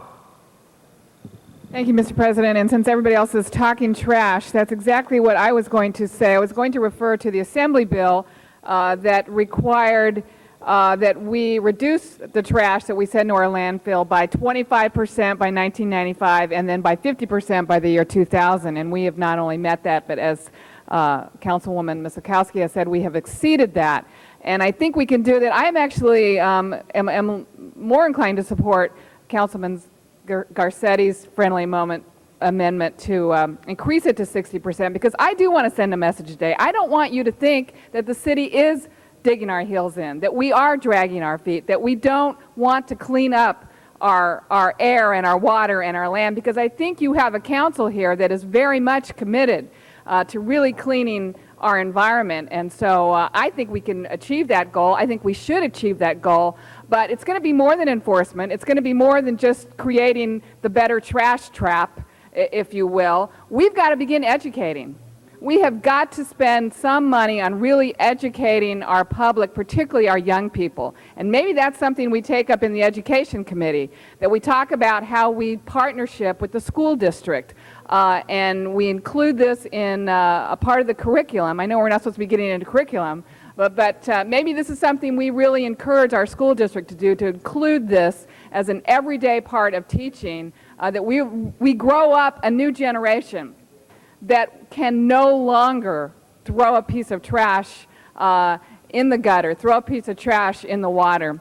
And while we're on trash, I agree. We shouldn't be using these styrofoam cups. And I see this as by the LA Police Protective League. So I'm encouraging them to give us real mugs from now on. Thank you. Have you seen mine? You're just jealous. Ms. Perry. Thank you very much, Mr. President. I wanted to get Ms. Wilson up here from the department to just respond to a concern that I had regarding the requested deletion of priority street sweeping schedule and the impact that has, because street sweeping is obviously a great concern of this council district and many others. The reason Judy Wilson, Director of Sanitation for the City of Los Angeles, the reason we recommended deleting the comment was that having reviewed the city street sweeping program generally, we found that it's consistent with the requirements of the draft permit that was given to us by the regional board. We have not done a totally systematic, detailed review. There may be additional street sweeping required, but we feel that that's probably a negligible increase in cost and not one that we felt we should comment upon, but support. So you're saying there wouldn't, this deletion is duplicating what the city already... The city basically does what's required in the new permit, and it may require a few more streets being swept, but we would support that. Okay, thank you very much. Ms. Wilson, you may want to stay there in case other members have questions. Mr. Reyes. Council members, I think this is a great first step, and we talk about exposure in providing communities information on what this causes and how much money it impacts. But as we continue to build our bike trails along the sides of the river, as we continue working with the Coastal Conservancy, the Army Corps of Engineers, we understand it's a multi-agency task force, it's a very complicated situation. But the bottom line, it is a great first step. But I believe the day our children are able to interface with the river, to meet up with it, to be able to deal with it in such a way where it's safe, will understand its true role. For right now, it's just basically a storm drain. It's an underused potential recreational facility. But I'm looking at the kind of work I have ahead of me with the cornfield, with the Taylor Yard. I'm looking at the work around the Royal Seco. And believe me, I have pictures, 1896, what the river used to look like, how green it was, and how it connected with communities. And for some reason, we've lost that. These historic neighborhoods, these historic elements can be revived. We can bring them back to life in every sense of the word. But it begins with these small steps, and it is a Herculean effort. But I have in the past been able to work with the Coastal Conservancy to look at studies and how we look at these green spots up the river so that by the time the water flows down, it's having a less of an impact in the bay. So it's all connected. And as one body, as one city, as groups, members of one group, I believe we can take that initial step, but I'm hoping in the future we can get a little bit more comprehensive of how we start looking at the funding from DOT for these bike trails, perhaps information pieces, looking at information boards, messages that reinforce the fact that this trash does lead to eventual decay of our quality of life. So with that, I just commend the departments and our members for taking this first step. Thank you. Mr. Garcetti. Thank you, Mr. President. I take your point, Councilmember Burnson, but I would respectfully disagree and still implore you to vote for the 60%. By that logic, if we can get sued at 60%, we can get sued at 50%, so we might as well have 0% because, you know, there's always going to be some level which you can get sued at. For me, it's how high we can raise the bar. I think the analogy here and the metaphor, this is really still a quantitative issue, and I agree with Councilmember Mizikowski that it isn't about that number, it's about how well we will do. And I know that we will do, and we will exceed expectations. And I certainly don't throw that number out and then want to leave the department or the Bureau, you know, on its own. I will be working very closely because that's all of our responsibility to make sure that happens. And at the end of the day, they will be our saviors. They will be the ones who actually put this in, and we have to work very closely with them. But the metaphor that I would use is it's like running a marathon. If any of you have ever run a marathon, the first 20 miles you spend about half your energy, and getting through that last 6 miles you spend just as much. Let's show that we can get through that initial part where there's some more simple stuff, and realizing that that last part is going to be extremely difficult, sometimes requiring 2, 3, 4 times as much work to get the same amount of volume of trash out. Then we can reassess that in 5 years. So again, I would urge colleagues to go for the higher number. Thank you. Mr. Ridley Thomas. Previous question, Mr. President. We do have one final person requesting to speak, Ms. Galanter. I see. Ms. Galanter did not have the opportunity to speak earlier when she was away on the phone, so please, on my time if you wish. Thank you. Well, I'm happy to do it on my own. Thank you, Mr. President and Mr. President Pro Tem. Initially I had pushed the button because I wanted to commend Mr. Ridley Thomas and his staff on their perseverance in working through the details of all of this. This is the kind of stuff that the issue is very important, but reading all the paperwork can be very tedious indeed. And I think that we all ought to recognize the diligence with which Mr. Ridley Thomas and his staff, as well as our Bureau of Sanitation and a number of other city departments, have addressed this issue.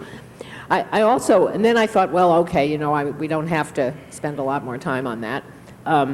But the reason I pushed the button the second time is that I know it's a new day here in City Hall, and a number of you have been on the job for 1 month, but a lot of the programs are in place.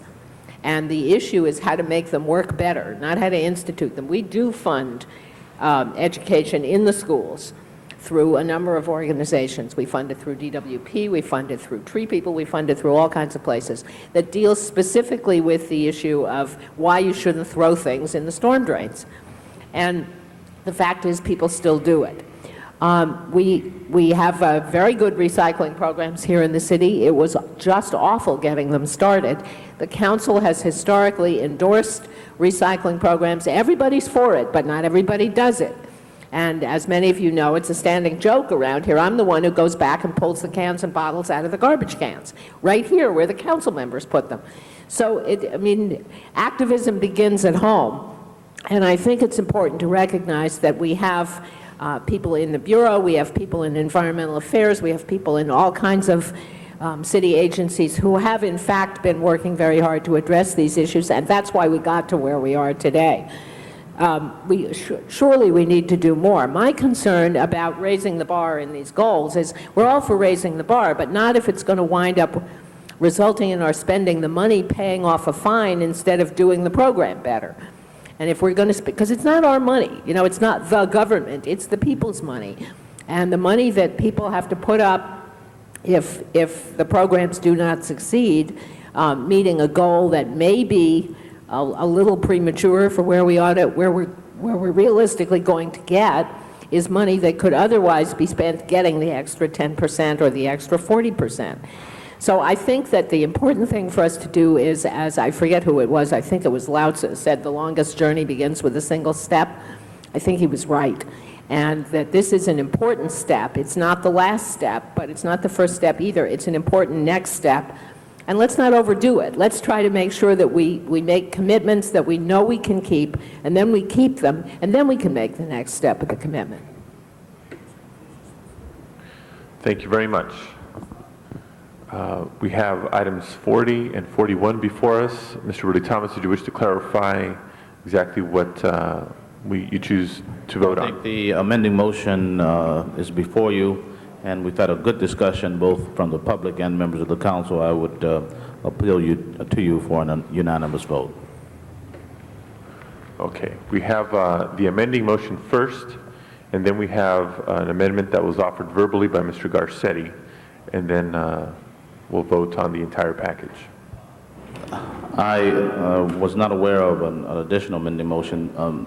The specifics in that regard, you may be mindful of the following. This is a 5-year piece, and the question is whether or not that which you are raising extends it to 11 years or it reconfigures the numbers in terms of the targets and the existing. So when you shoot it to 60, it does something different to what the targets were. And the point that I wish to make in that regard is we send a message as a matter of advisement. The board has made the determination, so I'm not sure what it is we are really accomplishing with that amendment, other than a message to the board that we want to raise the bar beyond what they've already said. Mr. Garcetti, do you wish to clarify? Sure, because I know that the board has set 10% per year as its goal. Right. I would nevertheless make this then an internal city setting of goals to make sure that is 60% for our own review, so that we hold ourselves to that higher standard. We could recommend to the board as well that they adopt that, but I would urge both. But this is a message to the board, right? Everybody should be clear, and we are to be in compliance with that which the board is requesting. All right? Thank you.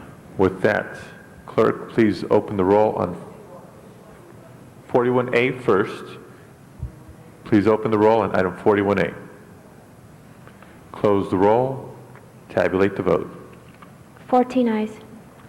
So 41A is adopted.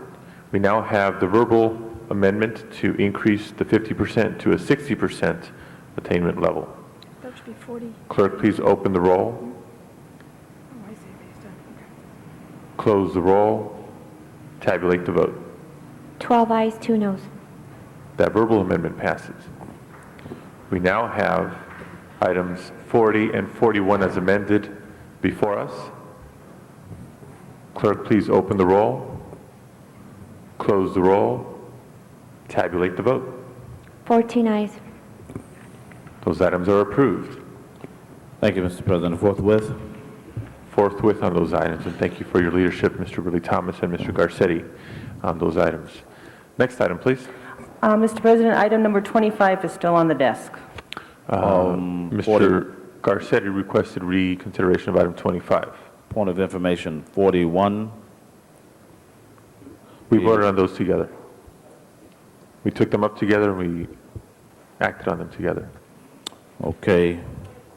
40 and 41 together? Correct. All right, fine. Point of clarification, there was an amendment, 40A and That's what I'm 41A. saying. I'm not sure that There we is. adopted the other amendment on 40. That's the question I was When you asking. took, yeah, I think There's a Mr. 40A and a 41A. I know we acted on 41A. Should we open But the there's roll? also 48. 48. Did you wish to explain 48, Mr. Willie Thomas? Mr. President, 40A deals with the TMDL, and the issue of 41 essentially deals with the storm water permit. And the discussion around the issue of 40A was essentially that which we have already engaged in. I just wanted the adoption to be correct as it relates to 40A and the amending motion that everyone has, and 41A. 41A was incorporated. Let's reopen 40A without objection for incorporation of 40A.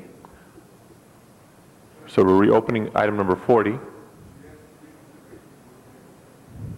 Mr. Holden wishes to take a vote on reconsideration. On what? On item number 40 for incorporation of 40A. So clerk, please open the roll on reconsideration.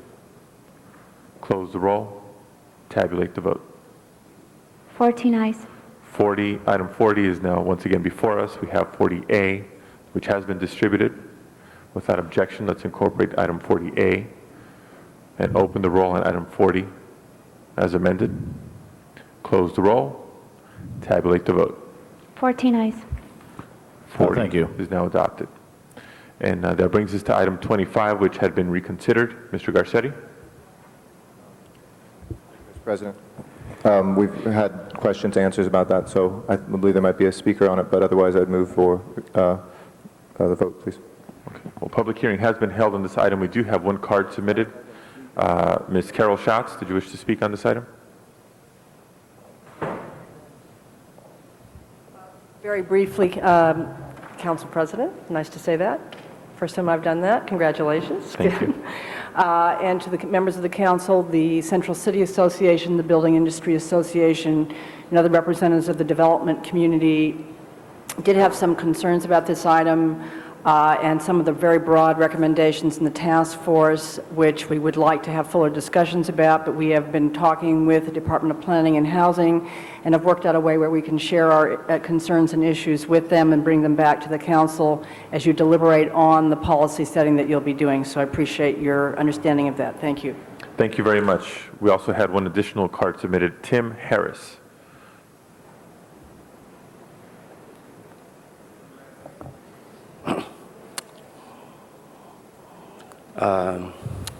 Afternoon, members of the LA City Council, and congratulations, Mr. President.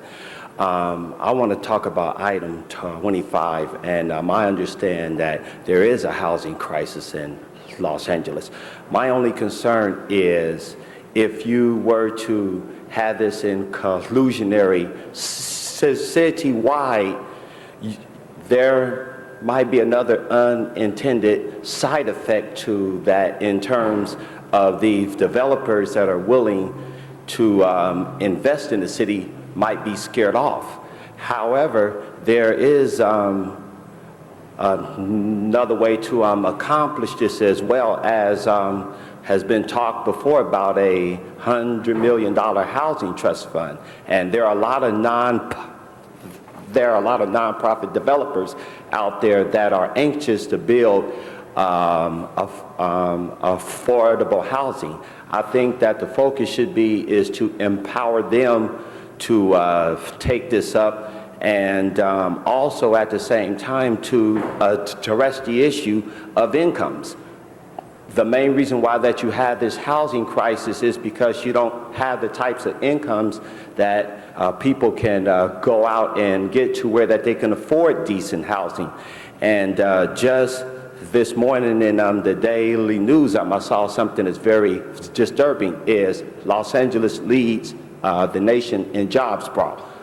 That means 7% of all the jobs in the region are in the central city, which exacerbate this problem anymore. But I'm going to wrap it up with this, is that if we continue to try to stabilize our neighborhoods through the various means and work hard in preserving the existing housing stock, this housing crisis can be under control. Thank you for your consideration. Thank you very much. That concludes the public comment on item 25. Any members wishing to speak? Seeing none, clerk, please open the roll on item 25. Close the roll. Tabulate the vote. 14 ayes. 25 is approved. Next item, please. This is the time for comments from the public on non-agenda items under council's jurisdiction. Council members, this is the public comment period. We'll begin with Mr. Candido Mares.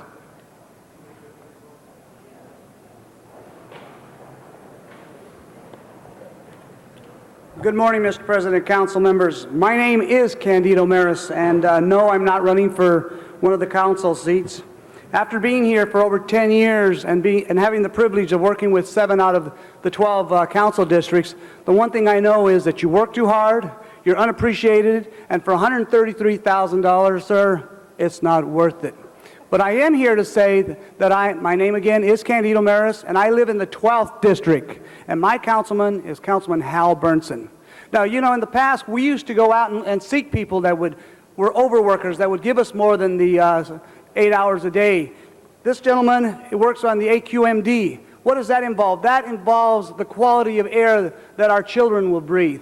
He deals with the MTA. What does that deal with? It has to deal with the traffic situation that we're going to be confronting in the next 10, 20 years. Mr. Burnson, I thank you for the hard work, and I think we ought to see if you're making a living wage, sir. Thank you very much. That concludes the public comment period for today's meeting. Clerk, next item. Mr. President, do you wish to clear the desk before going into closed session? Let's clear the desk. Council has motions for posting and referral. Those motions are posted and referred.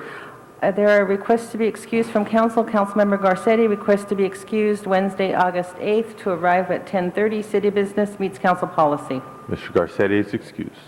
Councilmember Wax requests to be excused personal business Wednesday, September 5th to leave at 11 a.m. and Friday, September 7th. And those are both for personal business, and that meets council policy. Mr. President. Mr. Wax is excused. Mr. Burnson. I need to be excused Friday at 11:45. Madam Clerk, how does attendance look for this Friday? That meets policy. Mr. Burnson is excused. That clears the desk for closed session. Thank you very much. Colleagues, we're now going into closed session. Guards, please clear the chambers.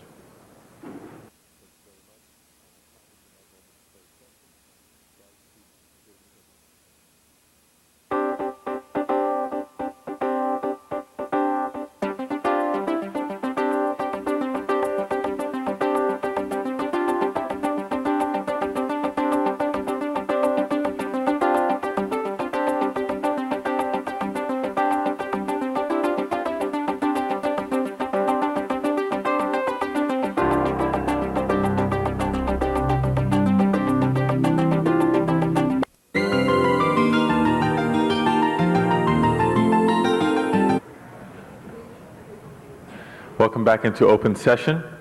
Clerk, next item, please. Next item, item number 44A, is settlement in the case of Randy Walker versus City of Los Angeles in the amount of disability payment in the amount of $230 per week for a total of 516 and a half weeks, and a workers' comp life pension of $83.11 per week after that. Please open the roll on item 44A. Close the roll. Tabulate the vote. 12 ayes. 44A is approved. Next item, please. Item 44C is settlement in the case of Phyllis Gubbins versus City of Los Angeles in the amount of $125,000. Clerk, please open the roll on item 44C. Close the roll. Tabulate the vote. 12 ayes. 44C is approved. Forthwith on both of those. Next item. That clears the desk, Mr. President. Any adjourning motions? Please rise.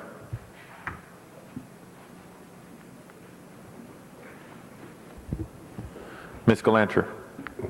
Thank you, Mr. President. I'd like to ask the council to adjourn in memory of Mrs. Veronice Andrew, who was the wife of Mr. Hubert Andrew, one of my very active constituents.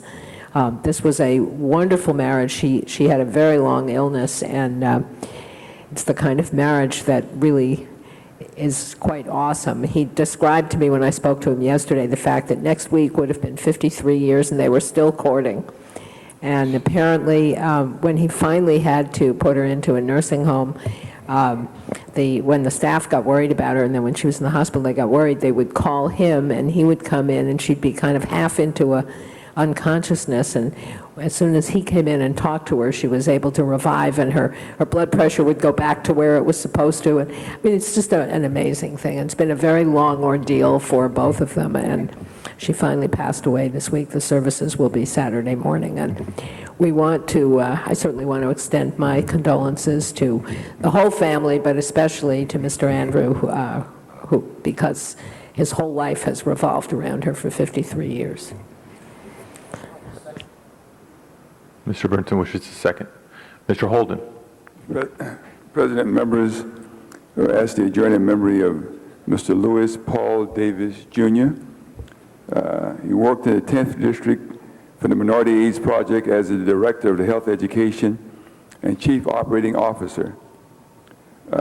Recipient of many awards, including the Men's Council, Man of the Year Award, and the Kenneth Hahn Commendation for AIDS work. The funeral services are set for Sunday, August 4th at the Inglewood Park Cemetery at noon. Also, Mr. President, members, saxophonist Harold Land, a well-known tenor saxophonist and key player in the Los Angeles jazz scene. He came into the jazz spotlight in the 1950s with the Clifford Brown Max Roach Quintet. Mr. Land was a native of Houston, Texas, but grew up in Southern California, Los Angeles. In the 1980s, he was a mainstay of the Timeless All-Stars, a six-piece band based here in Los Angeles. He appeared on his own in the last few years at festival dates around the globe, and he also taught informally at LA High School and the Jazz Studies program at UCLA. His funeral services are pending, survived by his wife, Lydia, son Harold Lance Jr., jazz pianist, and grandson Alvin. I got to know Mr. Lance at Scott Methodist Church in 1955 when he's putting on the program there. Before a lot of folks were born, I probably shouldn't say 1955. Some of my friends will think that I'm aged, but I was a kid. In any case, Mr. President, members, we ask that we respectfully adjourn in his memory. He's a great man. Mr. Reyes. I'd like to adjourn today's council meeting in memory of Gregoria Hernandez Perez. Gregoria Hernandez was born on May 9th, 1910. She was born in Durango, Mexico, and came to the U.S. in 1921. She's one of the pioneer families of the Chavez Ravine area. She was the aunt of Father John and Luz Santillan. Gregoria Hernandez Perez passed away Saturday, July 28th, 2001. Her services will be held at St. Anne's, 2302 Riverdale Avenue, off of Riverside Drive at 9 a.m. Any others? Clerk, please call the roll.